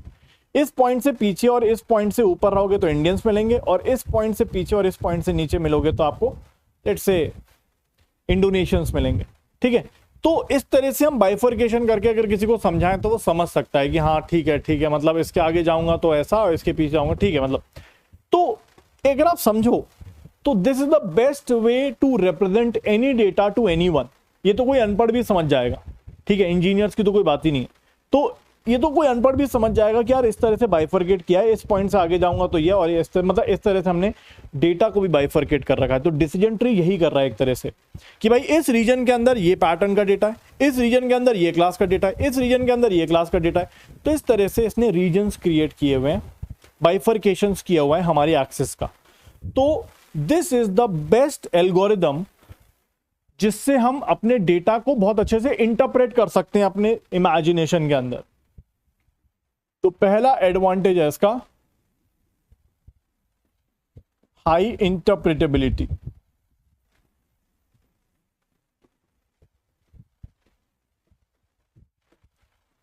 दूसरा एडवांटेज है can be used for regression and classification, can be used for regression and classification both. और कोई दोस्तों? हाँ वो तो दूसरा हो ही गया। दूसरा एक नॉन पैरामीट्रिक, किसी पैटर्न को नहीं समझता, और नॉन लीनियर भी है, ये नॉन लीनियर है, ठीक है। सो it is non linear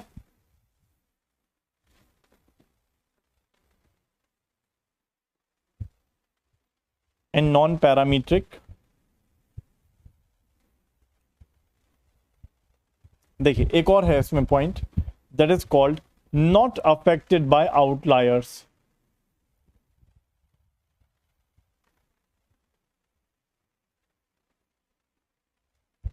not affected bye outliers, outlier से अफेक्ट नहीं होता। ये क्यों नहीं होता, मैं आपको समझाने की कोशिश करता हूं। देखिए दोस्तों, मान लीजिए why decision tree is not affected by outlier।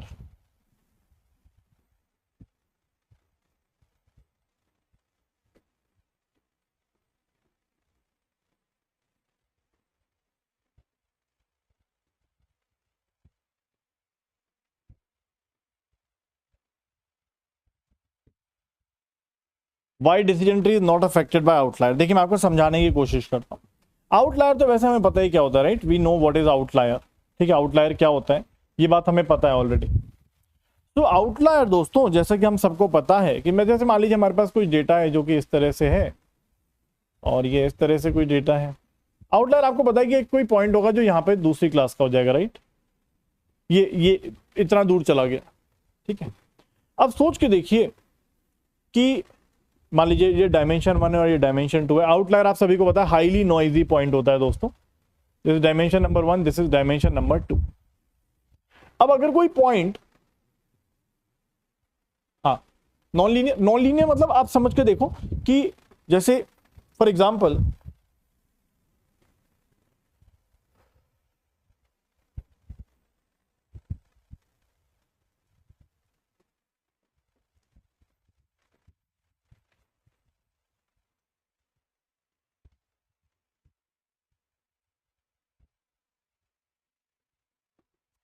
मैं 2 ही क्लास का पॉइंट लेता हूं। देखिए मान लीजिए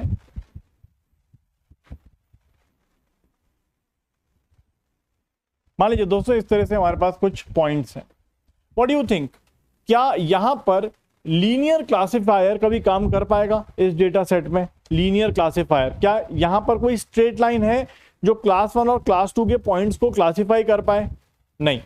लॉजिस्टिक रिग्रेशन और जो हमारा लीनियर क्लासिफिकेशन है, दोनों यहां पर फेल हो जाएंगे। बोलेंगे भाई हमारे बस की नहीं है, ये लीनियरली क्लासिफिकेशन वाला डेटा नहीं है, ठीक है। तो यहां पे कौन काम आएगा? यहां पे काम आएगा KNN या फिर हमारा डिसीजन ट्री, क्योंकि दोनों नॉन लीनियरली डेटा को बाइफरकेट कर सकते हैं या नॉन लीनियरली डेटा को रिग्रेस कर सकते हैं, कैसे भी। नॉन लीनियरली कैसे, आप सभी को पता है कि यहां पर अब ये बाइफरकेट कैसे करेगा डेटा को? बाइफरकेट इस तरह से करेगा, राइट, ऐसे कुछ।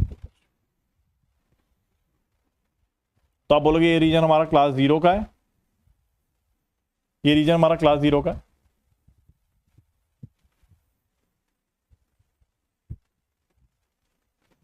तो यहां पर हमारे लीनियर एल्गोरिदम्स फेल हो जाएंगे। नॉन लीनियर एल्गोरिदम जैसे KNN और डिसीजन ट्री काम कर सकते हैं, क्योंकि वो डायरेक्ट मतलब पॉइंट्स को डिवाइड नॉन लीनियर फंक्शंस के माध्यम से कर सकते हैं, या फिर आप देख सकते हो इस तरह से नॉन लीनियरली इन्होंने फंक्शन पॉइंट्स को बाइफरकेट किया। KNN या डिसीजन ट्री दोनों है। So decision tree is a non linear algorithm, ठीक है मेरे भैया।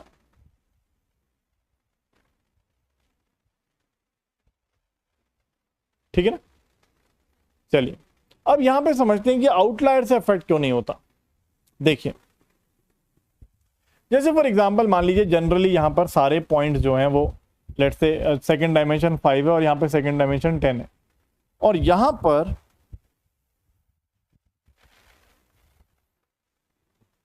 हमारा ये डायमेंशन लेट्स से 100 हो गया, और यहां पर आप देख सकते हो हमारे जो फर्स्ट डायमेंशन है वो यहाँ पे 2 है, 4 है, 5 है, 6 है, 8 है, 10 है, और यहां पर हमारे डायमेंशन 100 हो गया। अब जब भी हम इसको बाइफरकेशन की बात करेंगे दोस्तों, व्हाट डू यू थिंक, हम कहां से शुरुआत करेंगे ब्रेकिंग की? बाइफरकेशन की शुरुआत कहां से होगी? भाई हमारे पास जो डेटा है, अगर हम देखें हमारे पास सेकंड डायमेंशन, फर्स्ट डायमेंशन, तो फर्स्ट डायमेंशन का पॉइंट है 2, 4, 5, 6, 8, 10 और एक 100 है। और यहां पे अगर हम देखेंगे तो यहां पर कितनी वैल्यू है? 5, 5 5 5, ऐसे ही 5 6.5 के और 5 6.10 के।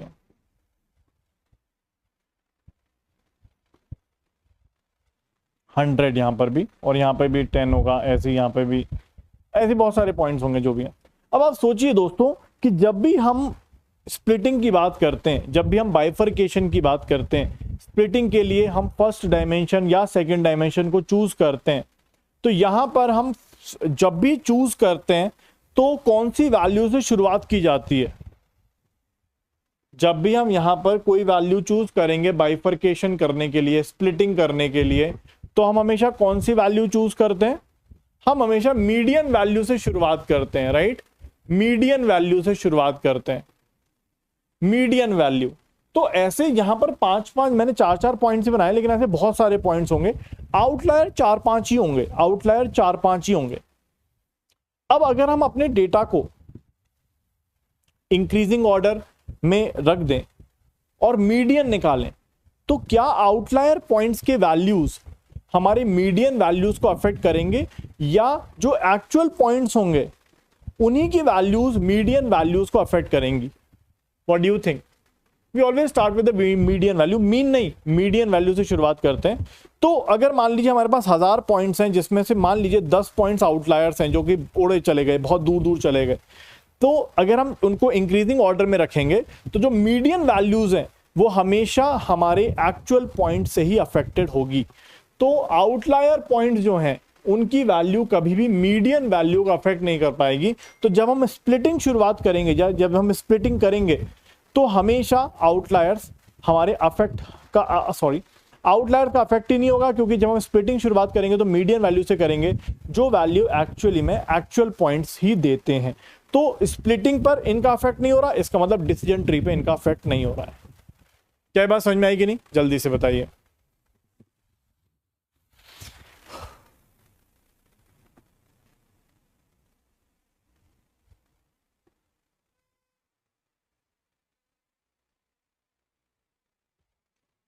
क्या बात समझ में आई दोस्तों? मैं इसको मेंशन कर देता हूं, देखिएगा। Not affected bye outliers because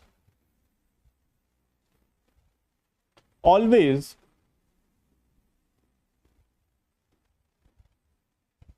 the splitting is done based on the median value of the dimension. Yes, splitting is started from, started कर देता हूं, that would be better.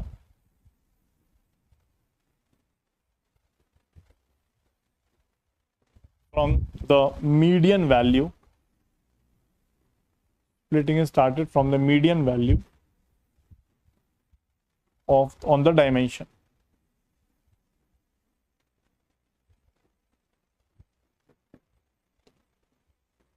Median is not affected by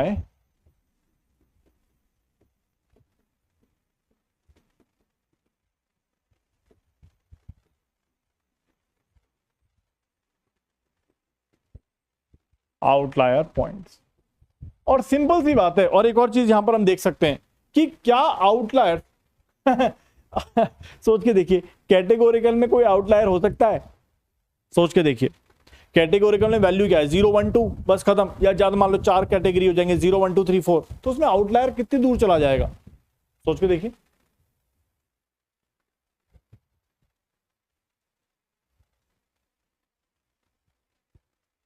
ठीक है, तो वो होगा नहीं। दूसरी बात ये है कि आउटलायर को खत्म करने का एक और तरीका है हमारे पास, कि अगर हम आउटलायर पे स्प्लिटिंग कर भी लें तो वहां पर क्या एकदम से बहुत छोटी हो जाएगी? What do you think? Sorry, क्या एकदम से बहुत छोटी हो जाएगी? अगर हम आउटलायर पे बाइफरकेशन भी करें तो वहां पर क्या हो जाएगा एकदम से?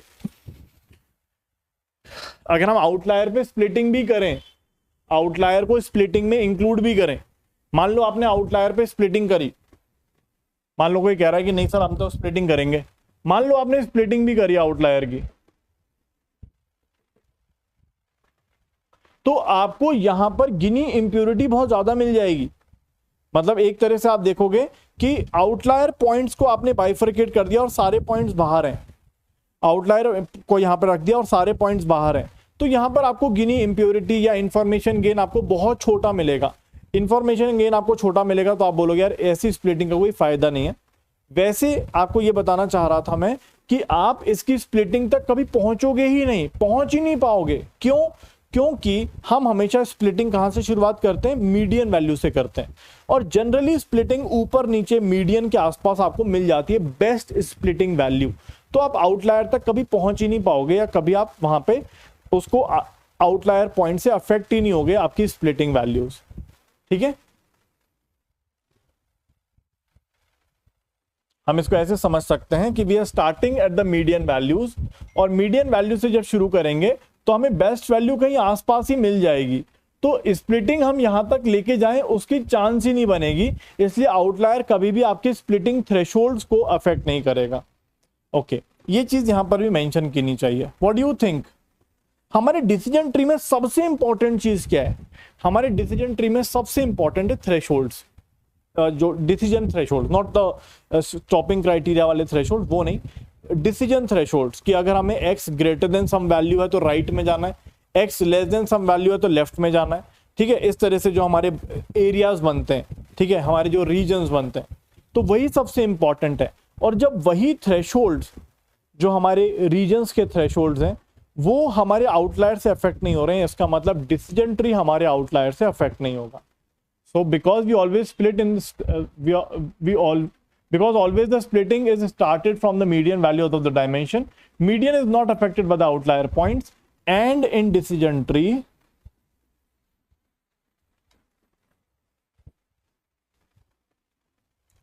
the most important thing is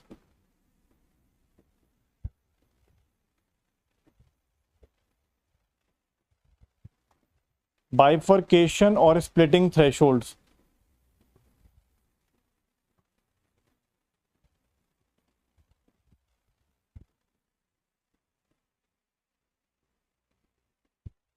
And if these thresholds are not affected,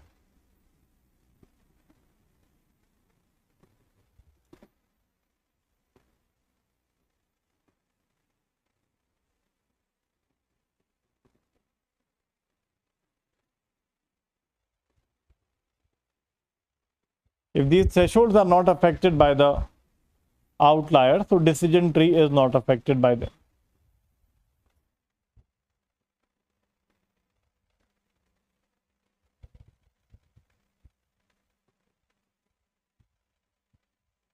ठीक है, so decision tree is not affected by the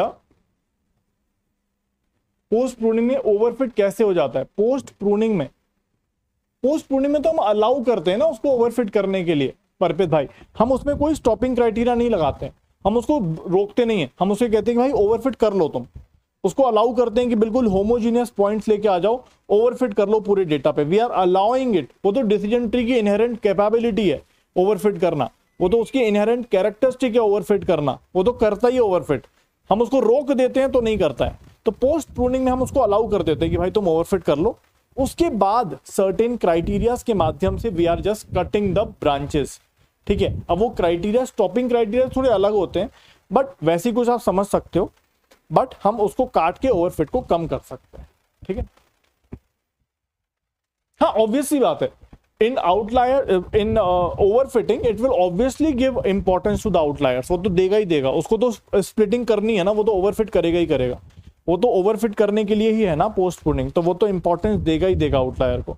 लेकिन बाद में हो सकता है सर्टेन क्राइटेरियाज के माध्यम से उसको पता चले कि यार ये तो बहुत ज्यादा इंफॉर्मेशन गेन नहीं हो रहा है इस प्रोसेस में, तो उसको कट कर सकता है बाद में with based on certain criterias. Okay, any other benefit of decision tree दोस्तों? High interpretability, can be used for regression and non linear, non parametric, not affected by outlier. Anything else? Anything else? कोई और चीज दिमाग में है इसकी advantages? चलिए तो ये सब देख लेते हैं, ये सब लिखे हुए हैं यहां पर, आप देख सकते हो। हाँ, यहां पर दोस्तों कोई फीचर स्केलिंग करने की जरूरत नहीं पड़ती हमें, फीचर स्केलिंग जैसा हमें केएनएन्स में चाहिए था, फीचर स्केलिंग की कोई नीड नहीं है। क्योंकि ऑब्वियस सी बात है, हमें तो यहां पर बाइफर्केशन ही करना है, is not affected, is not needed. ठीक है, feature scaling is not needed, यहां पे फीचर स्केलिंग की कोई नीड नहीं है। व्हाट डू यू थिंक, क्या यहां पे कर्स ऑफ डायमेंशनैलिटी होगा? क्या यहां पे कर्स ऑफ डायमेंशनैलिटी होगा?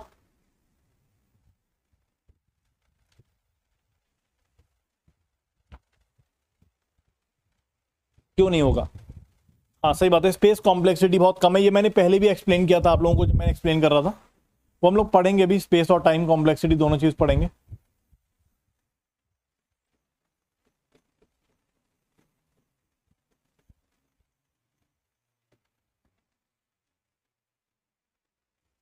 क्या यहां पे कर्स ऑफ डायमेंशनैलिटी होगा दोस्तों?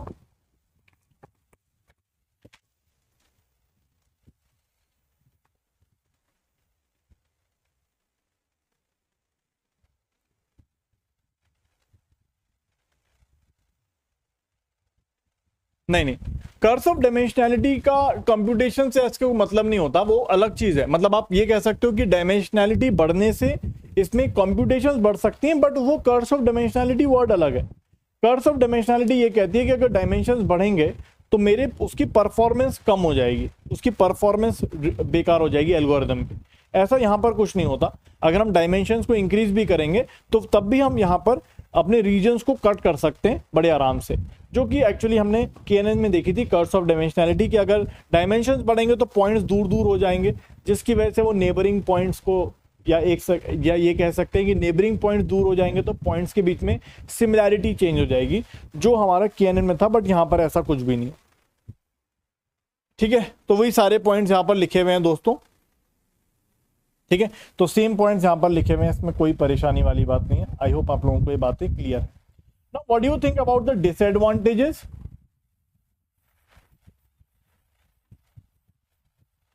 एक डिसएडवांटेज तो हमने आज ही देख लिया, मतलब वो हमें पता भी है, राइट? दैट इज इसकी ट्रेनिंग टाइम कॉम्प्लेक्सिटी बहुत ज्यादा है, मतलब it takes lot of training time. पढ़ेंगे हम लोग, देखेंगे ट्रेनिंग टाइम कॉम्प्लेक्सिटी क्या होती है इसकी। Training time complexity is huge. ठीक है, क्योंकि हमें बहुत ज्यादा इसको टाइम देना पड़ता है, बिकॉज हमें वैल्यूज फाइंड करनी होती है, थ्रेशोल्ड फाइंड करने होते हैं, जो कि बहुत ज्यादा समय खा जाते हैं। तो training time complexity is huge. दूसरा, प्रोन टू ओवरफिट, ये बात हम लोगों ने देखी थी।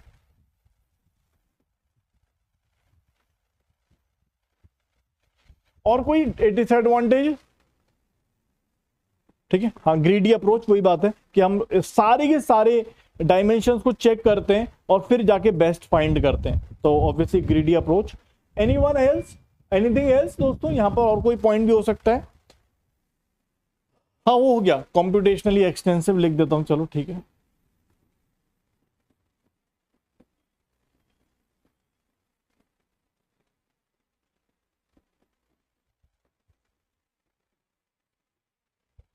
computationally extensive in case of regression, does decision tree perform less good compared to other models? ऐसा कुछ नहीं है, ऐसा कुछ नहीं है, मतलब ऐसा कुछ, कोई ऐसी बात नहीं है कि हम उसको कंपेयर करें, वो तो अपना बेस्ट ही देगा। और कुछ देखिए, अनस्टेबल एल्गोरिदम है, क्या आपको बताया था मैंने अनस्टेबल एल्गोरिदम क्या होता है? What do you think? अगर डेटा थोड़ा सा भी चेंज हुआ, क्या आपको पूरा डिसीजन ट्री फिर से बनाना पड़ेगा दोस्तों? अगर डेटा थोड़ा सा भी चेंज होता है, जैसे केएनएन में था, अगर डेटा थोड़ा सा भी चेंज होता है तो आपका पूरा मॉडल बदल जाता है, आपको पूरा का पूरा टेस्टिंग फिर से करना पड़ेगा, लेकिन वहां तो टेस्टिंग की बात थी। यहां पर अगर आपका डेटा थोड़ा सा भी चेंज होता है, आपको पूरा डिसीजन ट्री नया क्रिएट करना पड़ेगा। अनस्टेबल एल्गोरिदम है ये।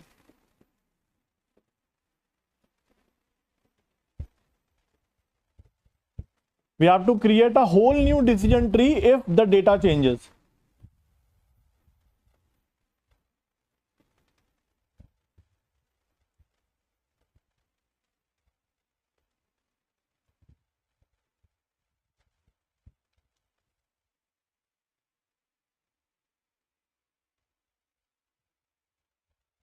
ठीक है, पूरा डिसीजन ट्री नया बनाना पड़ेगा। एनीथिंग एल्स दोस्तों? मुझे लगता है यही सब है। Training time complexity, prone to overfit, computationally extensive, unstable algorithm. Anything else?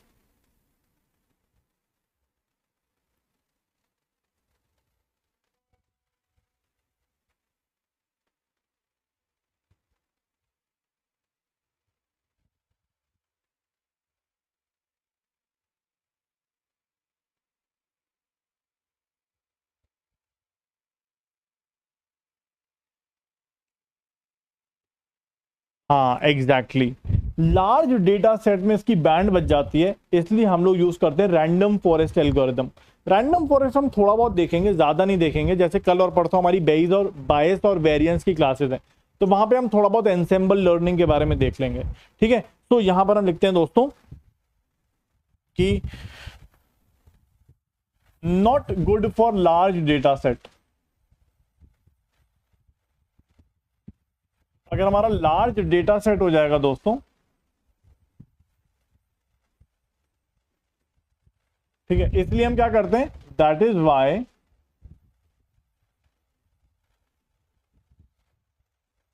Random forest algorithm is used. Random forest कोई बड़ी बात नहीं है,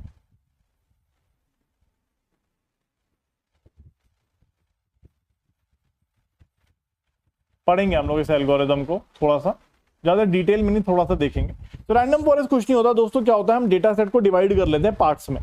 ठीक है, और फिर जैसा हमारा बहुत बड़ा डेटा सेट था जिसमें एक सिंगल ट्री नहीं बन पा रहा था क्योंकि बहुत लेंदी हो जा रहा था, तो हम डेटा सेट को डिवाइड कर लेते हैं और छोटे छोटे ट्रीज क्रिएट कर लेते हैं उससे, और फिर उन सभी ट्रीज को यूज करके फाइनली एक एल्गोरिदम की जाती है। टैगिंग बूस्टिंग भी इसको कभी कभी बोला जाता है, बट हम लोग पढ़ेंगे, इसके थोड़ा सा पढ़ेंगे, जिससे अगर कोई एक नंबर का थ्योरेटिकल क्वेश्चन आ जाए तो हम उसको कर पाए।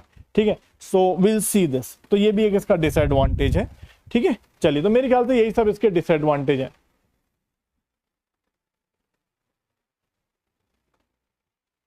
देखिए बिल्कुल सही बात है, अगर क्लस्टर्ड है हमारे पास और अगर डेटा सेट लार्ज है तो फिर तो कोई दिक्कत वाली बात ही नहीं है उसको। तो जैसे आप मान के चलो कि अगर हमारे पास बहुत बड़ा डेटा सेट है, ठीक है, बहुत बड़ा डेटा सेट है और वो इस तरह से है कि भाई यहाँ पर फिर तो क्या है, हजारों करोड़ों पॉइंट भी आ जाए तब भी कोई परेशानी वाली बात नहीं है ना, तब भी कोई परेशानी वाली बात नहीं है कि अगर यहाँ पर एक स्ट्रेट लाइन बन गई और यहाँ पे ऊपर 50,000 पॉइंट है, नीचे 50,000 पॉइंट है, तो डिसीजन ट्री को कोई दिक्कत नहीं है। लेकिन मैं जनरल बात कर रहा हूं, I am not talking about a specific case. ठीक है, ये तो एक स्पेसिफिक केस हो गया अर्पित भाई, कि सर यहाँ पे तो चल रहा है ना, अगर 50,000 पॉइंट ऊपर 50,000 पॉइंट नीचे एक स्ट्रेट लाइन ही तो मारनी है डिसीजन ट्री को, तो कोई दिक्कत वाली बात नहीं है। बिल्कुल सही बात है, ये तो एक स्पेसिफिक केस हो गया। लेकिन आप सोचिए, क्या जनरली ऐसा होता है? ऐसा नहीं होता ना। ऐसा डेटा सेट होता तो फिर आपके पास डेटा सेट आता ही क्यों? वो तो एक लाइक से एक छोटा बच्चा भी कर लेगा इसको कि भाई इसके ऊपर है तो ये बीमार आदमी है और इसके नीचे तो ये सही आदमी है। ऐसा नहीं होता ना। The data sets in general case are not like this, obvious सी बात है, लाइक ठीक है, ऐसा नहीं होता है हमेशा। चलिए, तो ये हम लोगों ने देखा दोस्तों, सारी प्रॉब्लम्स मुझे लगता है कि सारे डिसएडवांटेजेस हो गए हैं दोस्तों। वैसे हमने यहाँ पे देख लिया, ये सब चीजें हम कर चुके हैं। वी हैव सीन के हाई कंप्यूटेशन है, डिसीजन ट्री नॉन लीनियर है, we have done all this. ठीक है ना, ये सारे पॉइंट्स हो चुके हैं हमारे।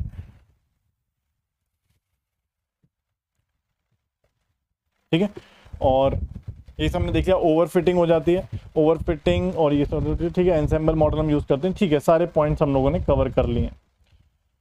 ठीक है, एनसेंबल टेक्निक बोलते हैं इसको, देखो। ठीक है, वील सी, इसको पढ़ेंगे हम लोग, थोड़ा सा देखेंगे।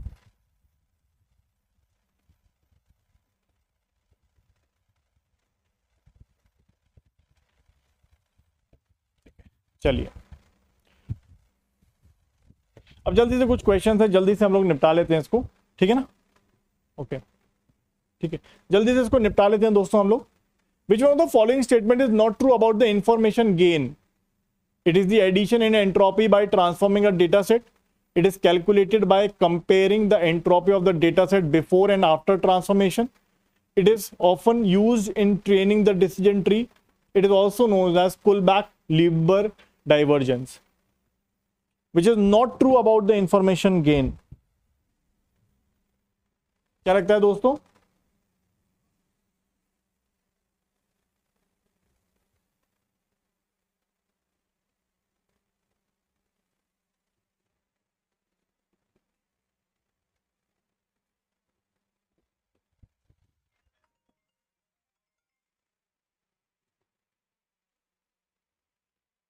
देखिए, it is calculated by comparing the entropy of the data set before and after transformation. हाँ ठीक है, इसमें कोई परेशानी नहीं है, right, this is correct. It is often use in training decision trees, ये भी सही है। It is called as Kullback Leibler divergence, तो ये भी ठीक है। वैसे आप नाम याद कर सकते हो if you want to, but ऐसा कुछ नहीं है। ठीक है, तो A is a wrong statement. It is addition नहीं, it is decrease, it is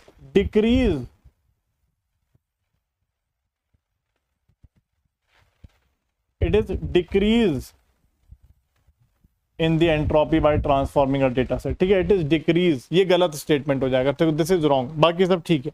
ठीक है, चलिए next, which on the following is not true about the information gain? It is the amount of information gained about the random variable or signal from observing another random variable. It tells us how important a given attribute of the feature vector is. It implies how much entropy we removed. Higher information gain implies the less entropy removed. ये बड़ा simple है।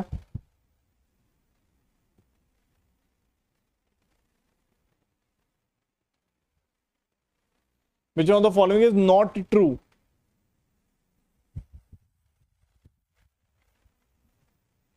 तो आप देखोगे यार, simple सी बात है, जितनी ज्यादा इंफॉर्मेशन गेन होगी इसका मतलब उतना ज्यादा आपने एंट्रोपी रिमूव किया है। ठीक है ना? तो higher the information gain implies less entropy remove, नहीं, ये गलत हो जाएगा, यहां पर होगा हायर एंट्रोपी रिमूव। ठीक है, it is the amount of information gained about a random variable और signal from observing another random variable. ठीक है ना भाई, एक तरह से हमारे ये जो पॉइंट्स आ रहे हैं, जो हमारे पॉइंट्स हैं जो एक नोड से दूसरे नोड पे बाइफरकेट करके आते हैं, तो वो रैंडम वेरिएबल्स आप कह सकते हो उनको, या पॉइंट्स आप कह सकते हो। So it is the amount of information gained about random variable और signal from observing another random variable. एक दूसरे को आप कह सकते हो कंपेयर कर रहे हैं पहले स्टेटमेंट में। Tells us about the how important a given attribute is, simple सी बात है। It implies how much entropy removed, ये भी सही है। अगर ज्यादा इंफॉर्मेशन गेन है तो आपने ज्यादा एंट्रोपी रिमूव किया है, सिंपल सी बात।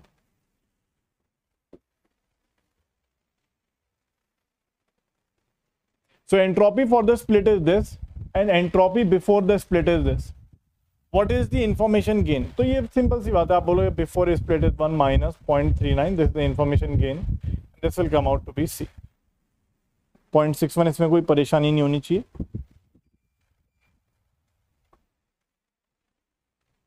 ठीक है, ये next, which one of the following is not the objective of the information gain? It tries to determine which attribute in the given set of the training factor which is most important for discriminating between the classes to be learned. Decision tree algorithm will always tries to minimize the information gain. It is used to decide the ordering of the attributes in the nodes of the decision tree. Information gain of a certain event is the discrepancy of the amount of information before someone observes that event and the amount after observation.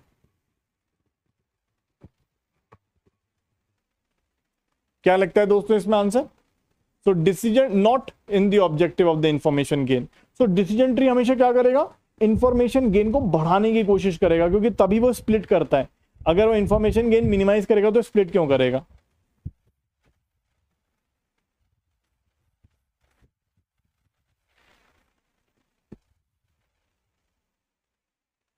So given the entropy of parent is 1, weights हमें दे रखे हैं 3/4 and 1/4, entropy of the child हमें दे रखा है 0.9 and 0। What is the information gain? तो हमें एवरेज के वेट्स दे रखे हैं दोस्तों,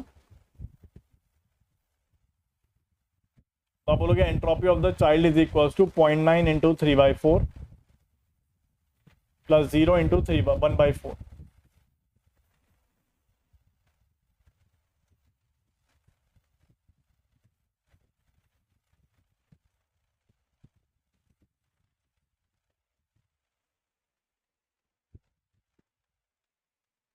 one minus 2.7 divide by 4 that is 0.325।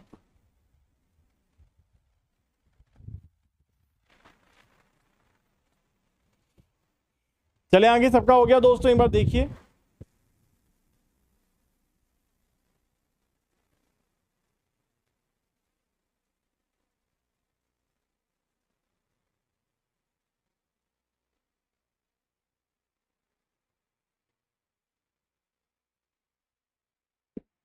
ठीक है ना, इसमें कोई परेशानी तो नहीं। चलिए, विच of the following is common method for splitting nodes in the decision tree? तो आपको पता है स्प्लिटिंग नोड हम कैसे करते हैं? गिनी इंप्योरिटी के माध्यम से करते हैं। ठीक है, क्रॉस वैलिडेशन से नहीं होता। क्रॉस वैलिडेशन से हाइपर पैरामीटर निकलते हैं, ग्रेडियंट डिसेंट से भी नहीं होता और पीसीएस से भी नहीं होता। What is the main disadvantage of decision tree? They are prone to overfit. They cannot handle categorical data. They cannot model non-linear relationship. They are computationally extensive. क्या हो सकता है दोस्तों इसमें आंसर?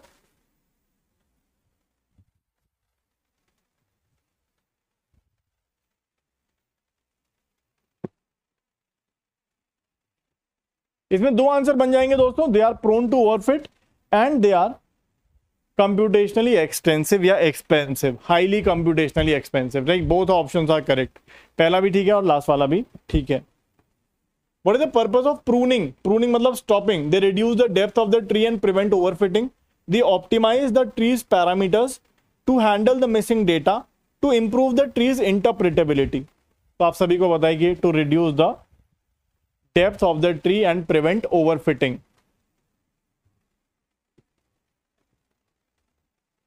ठीक है, चलें आगे। Next, which one of the following is popular algorithm for constructing the decision tree? तो मैंने आपको दो एल्गोरिथम बताई थी, एक थी ID3 और एक CART।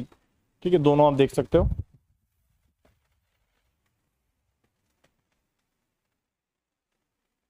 What is the main difference between the classification and regression tree? CART आप देख सकते हो। Classification tree predict the categorical variable।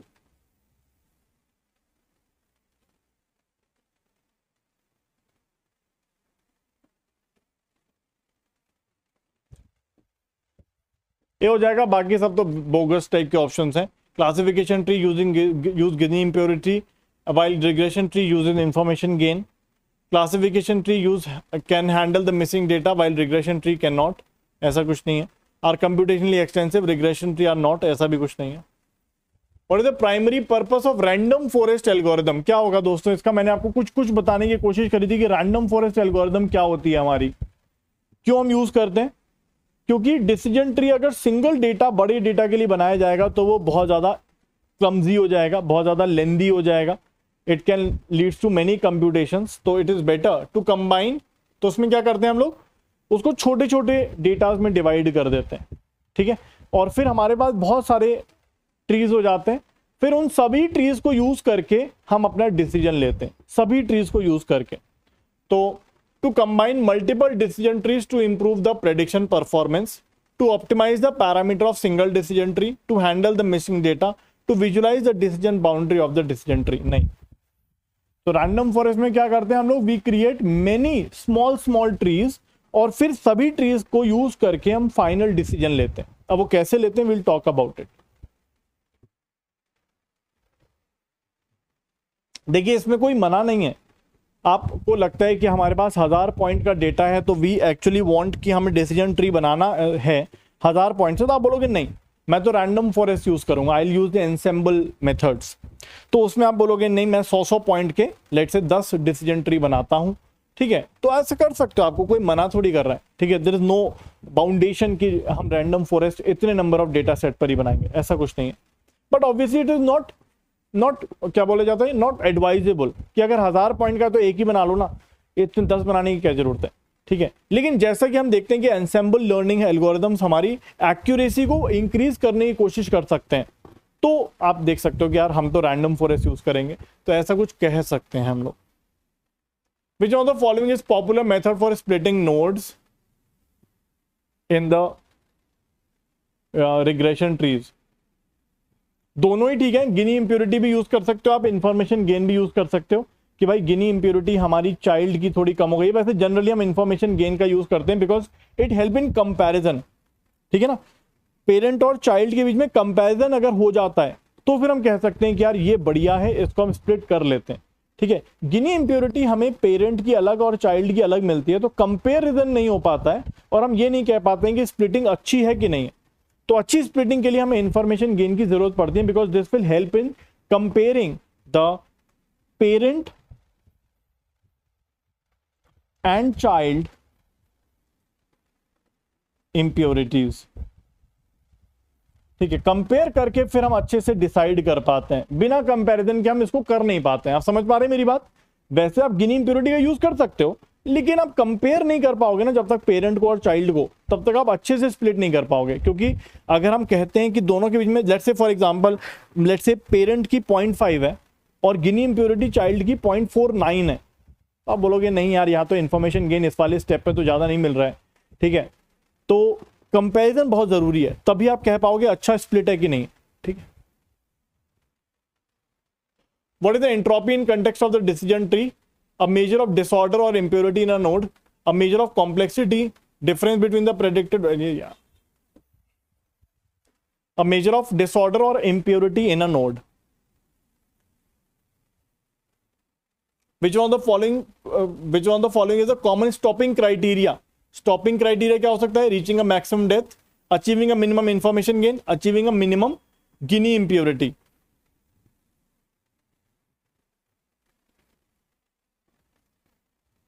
In regression we use variance, obvious सी बात है. Reaching a minimum maximum depth, achieving a minimum information gain और achieving a minimum Gini impurity.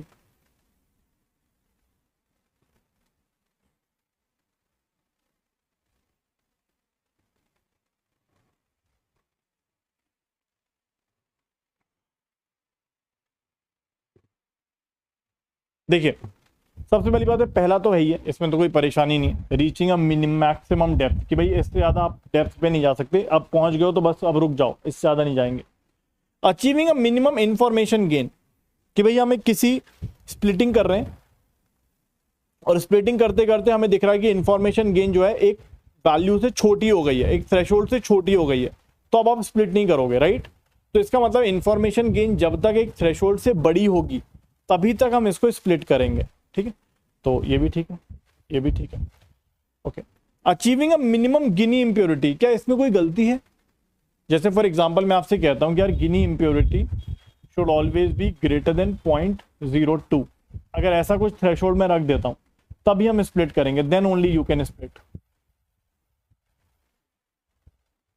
Then only आप split कर सकते हो, नहीं तो फिर आप स्प्लिट मत करो, इतना हमारे लिए काफी है, this is more than enough for us. क्या इसमें कोई गलती है दोस्तों? अगर मैं ऐसा कुछ थ्रेशोल्ड रख देता हूं, लेट्स 0.2 0.02 कुछ भी रख सकता हूं, देयर इज नो बाउंडेशन, कोई बाउंडेशन नहीं है उसमें, वो तो हम क्रॉस वैलिडेशन से निकालेंगे. बट इसमें कोई गलती है इस स्टेप में? Is there any problem in this step? कोई गलती है? नहीं, इसमें कोई गलती नहीं है. भाई हमने बोला कि यार अगर आप किसी नोड पर पहुंच गए, उसकी गिनी इंप्योरिटी 0.02 से छोटी आ रही है तो स्प्लिट मत करो, और 0.02 से या जो भी थ्रेशोल्ड आप रखो, नॉट फिक्स वन, 0.2 से बड़ी है तो स्प्लिट करो. तो this can also be a good criteria. तो इसमें भी कोई मना नहीं है, ठीक है, इसमें भी कोई मना नहीं है, ठीक है. सो this is also a good option. तीनों कर सकते हैं हम लोग, ठीक है. Maximum depth, minimum information gain, की भाई इंफॉर्मेशन गेन अगर इससे कम आ रही है तो स्प्लिट मत करो, काफी है. और अगर हम किसी नोड पर पहुंच गए हैं, हमने बोला कि यार इंप्योरिटी जो आ रही है वो 0.02 आ रही है, बोले भाई काफी है, इससे ज्यादा स्प्लिट करने की जरूरत नहीं है. So this can also be done, right. ठीक है, तो मेरे हिसाब से ए, बी और सी तीनों होने चाहिए. ऑल थ्री आर करेक्ट, ठीक है. चलिए let's move on. Which of the following main disadvantage of large maximum depth? Simple सी बात है, अगर आपने ज्यादा डेप्थ रख दी, लार्ज डेप्थ रख दी, तो क्या प्रॉब्लम है इसमें? It leads to overfitting. Simple सी बात है, राइट, ठीक है ना. It leads to overfitting.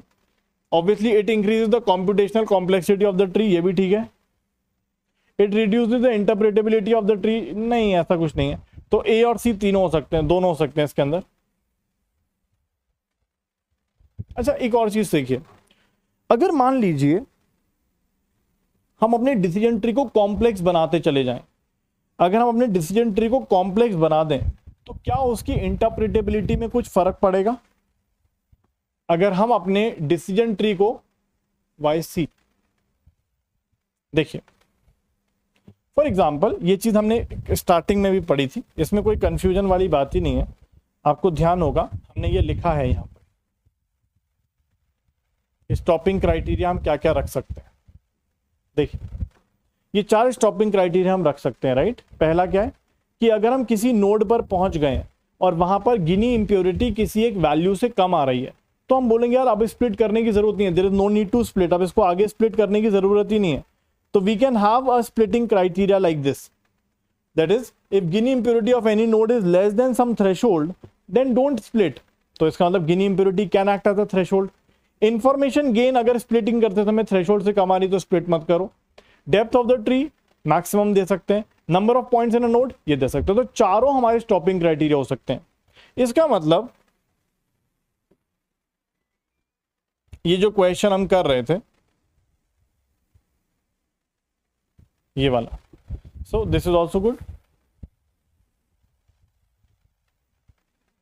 ठीक है, okay, what do you think? अगर हम स्प्लिटिंग करते जाएं ब्रेक करते जाएं और तोड़ते जाएं, तो व्हाट डू यू थिंक उसकी इंटरप्रिटेबिलिटी पे क्या फर्क पड़ेगा? अगर हम डिसीजन ट्री को ब्रेक करते जाएं दोस्तों, इंटरप्रिटेबिलिटी मैंने आपको समझाया था, दिनेश भैया पीछे ही समझाया था। ठीक है, इंटरप्रिटेबिलिटी का मतलब होता है कि हम अगर कोई एल्गोरिदम मैं आपको देता हूं, तो एल्गोरिदम के आउटपुट से हम अपने डेटा को कैसे इंटरप्रेट मतलब समझ पा रहे हैं कि नहीं समझ पा रहे हैं, are we able to visualize about the data और not? What do you think? अगर हम अपने डिसीजन ट्री को लार्ज डेप्थ, बड़ी डेप्थ लेने के लिए अलाउ कर देते हैं, then what happens to interpretability of the data of the tree? देखिए, if we allow the decision tree to overfit, if we allow the decision tree to become a very complex decision tree, जहां पर उसने बहुत ज्यादा overfit करने की कोशिश करी है, then obviously उसकी इंटरप्रिटेबिलिटी भी कम होगी। ठीक है ना, बिकॉज वो ओवरफिट कर गया डेटा को, छोटे छोटे पॉइंट्स को भी मतलब कलेक्ट करने की कोशिश कर रहा है, ओवरऑल पैटर्न को नहीं समझा पा रहा है हमें। क्योंकि अगर डिसीजन ट्री बहुत ज्यादा कॉम्प्लेक्स हो जाएगा, उसमें बहुत ज्यादा रीजन्स अगर क्रिएट कर लिए होंगे, तो फिर हम उसकी इंटरप्रिटेबिलिटी या उसकी ईज या उसकी कॉम्प्लेक्सिटी इंक्रीज हो जाएगी, और उसकी ईज, उसकी समझने की या उसको हमें समझाने की क्षमता, इंटरप्रिटेबिलिटी, वो कम हो जाएगी। ठीक है, सो ए, बी और सी तीनों ठीक है इसमें।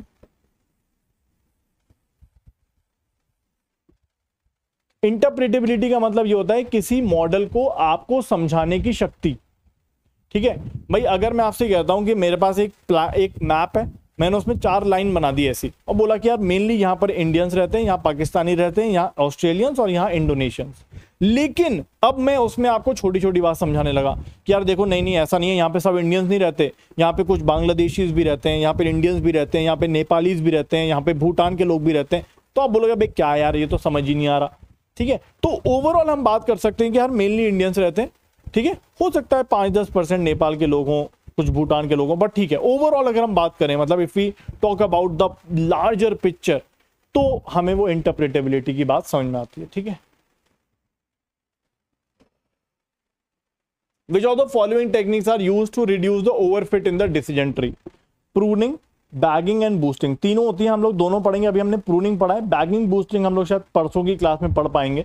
ठीक है, तो will just look at this, ये होता क्या है थोड़ा बहुत पढ़ेंगे। All of this above with the answer. ठीक है ना, pruning, bagging and boosting. Which of the following is the disadvantage of the decision tree for regression task? So decision tree cannot handle continuous variables, कर सकता है भाई, ऐसा कुछ नहीं है। Decision tree are prone to overfit. Decision tree are sensitive to small changes in the data, unstable algorithm है। ठीक है, so both B and C are correct। ये भी ठीक है, ये भी ठीक है, बिकॉज ये अनस्टेबल एल्गोरिदम है, ये बात हमें पता है, राइट, अनस्टेबल एल्गोरिदम। हाँ पढ़ेंगे ना हम लोग, बैगिंग बूस्टिंग दोनों पढ़ेंगे हम लोग। ठीक है, होता क्या है, will just look at it, एक ओवरऑल पिक्चर लेने की कोशिश करेंगे, बहुत ज्यादा डिटेल में नहीं जाएंगे, थोड़ा बहुत देखने की कोशिश करें। Which of the following is disadvantage of using decision tree for classification? Cannot handle categorical data, ऐसा कुछ नहीं है। It is prone to overfit. It cannot model non-linear relationship, नहीं ऐसा कुछ नहीं है, कर सकता है ये भी गलत है। Decision tree are computationally expensive, तो ये भी ठीक है, बी और सी, बी और D.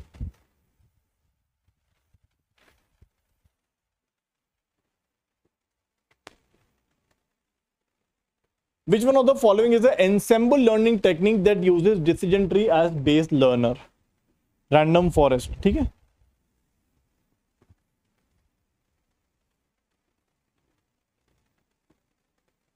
How can a decision tree be made more robust to noise in the data? ठीक है, नॉइज इन द डेटा, भाई नॉइज को नहीं पकड़ना अपने को। नॉइज को नहीं पकड़ना मतलब क्या नहीं करना है, अगर हम चाहते हैं कि हमारा डिसीजन ट्री या कोई भी एल्गोरिदम नॉइज को ना पकड़े, इसका मतलब हमें क्या नहीं करने देना उसको, नॉइज को कब पकड़ता है वो? कोई भी एल्गोरिदम नॉइज को कब पकड़ती है? जब हम उसको ओवरफिट कराते हैं।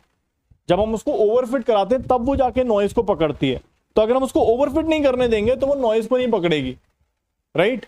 ओवरफिट नहीं करने देंगे तो नॉइज को नहीं पकड़ेगी। तो इसका मतलब मोर रोबस्ट टू नॉइज मतलब do not allow overfit,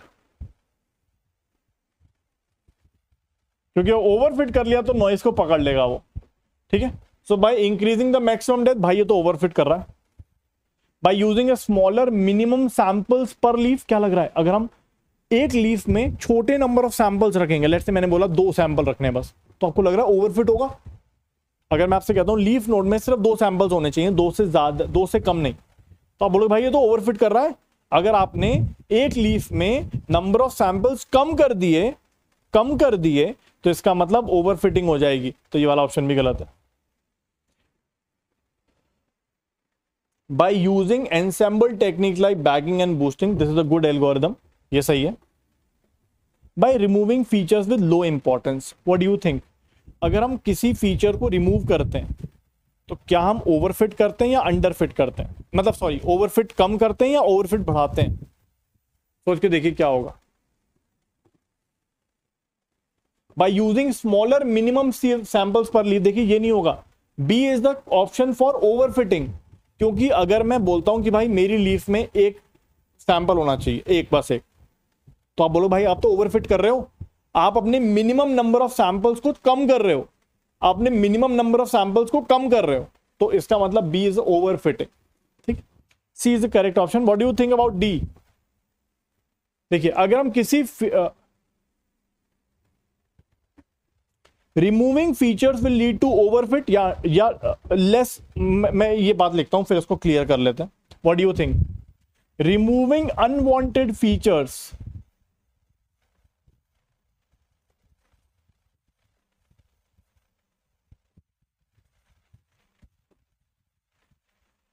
will increase overfit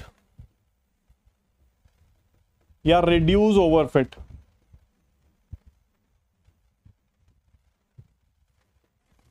What do you think? बताइए।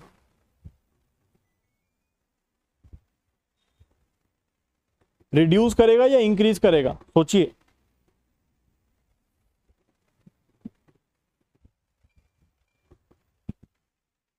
भाई आपने उसका एक पैटर्न ही समझ लिया, आपने उसका एक पैटर्न ही खींच लिया, आपके पास एक डेटा था, आपने उसका एक डायमेंशन ही उड़ा दिया, तो ओवरफिट करेगा या अंडरफिट, मतलब कम ओवरफिट करेगा? इंक्रीज ओवरफिट या लेस ओवरफिट? सोच के देखिए। अरे सोचो ना, ऐसे मत समझो।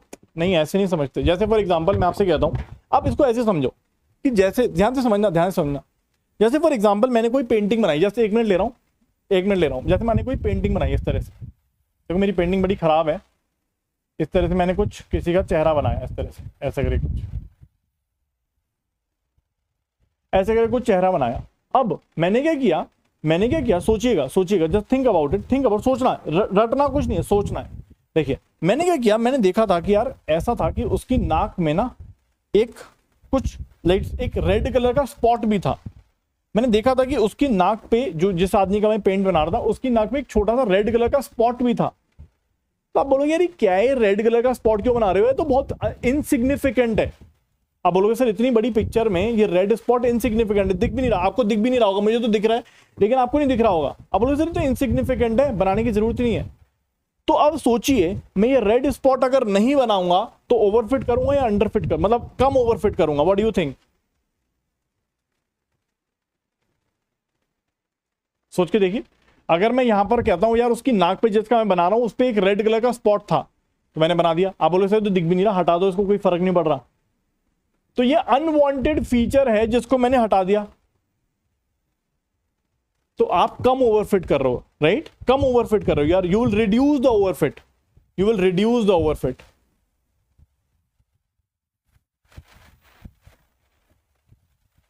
ठीक है, D is the correct option. आप देख सकते हो दोस्तों यहां से आगे की 2-4 स्लाइड्स हैं, आप क्वेश्चन से कर लेना, ठीक है? या चलो हम इसको कल देख लेंगे, दो ही क्वेश्चन बचे हैं, ठीक है? विल सॉल्व इट टुमारो, ठीक है? चलिए तो will continue from this point tomorrow. अब हमारा सिर्फ टाइमिंग और स्पेस कॉम्प्लेक्सिटी बची है डिसीजन ट्री के अंदर। इसको समाप्त करके कल हम लोग बाइज और वेरिएंस पढ़ेंगे दोस्तों, और इसमें 2-4 क्वेश्चन है न्यूमेरिकल्स हम लोग देखेंगे कल की क्लास में। Thank you dear students, bye bye and take care. और यहां से हम कल पढ़ेंगे बाइज वेरिएंस, परसों भी बाइज वेरिएंस पढ़ेंगे जिसमें एनसेम्बल टेक्निक पढ़ेंगे, और उसके बाद हम नेव बेस टेक्निक को स्टार्ट करेंगे। Thank you, bye bye and take care.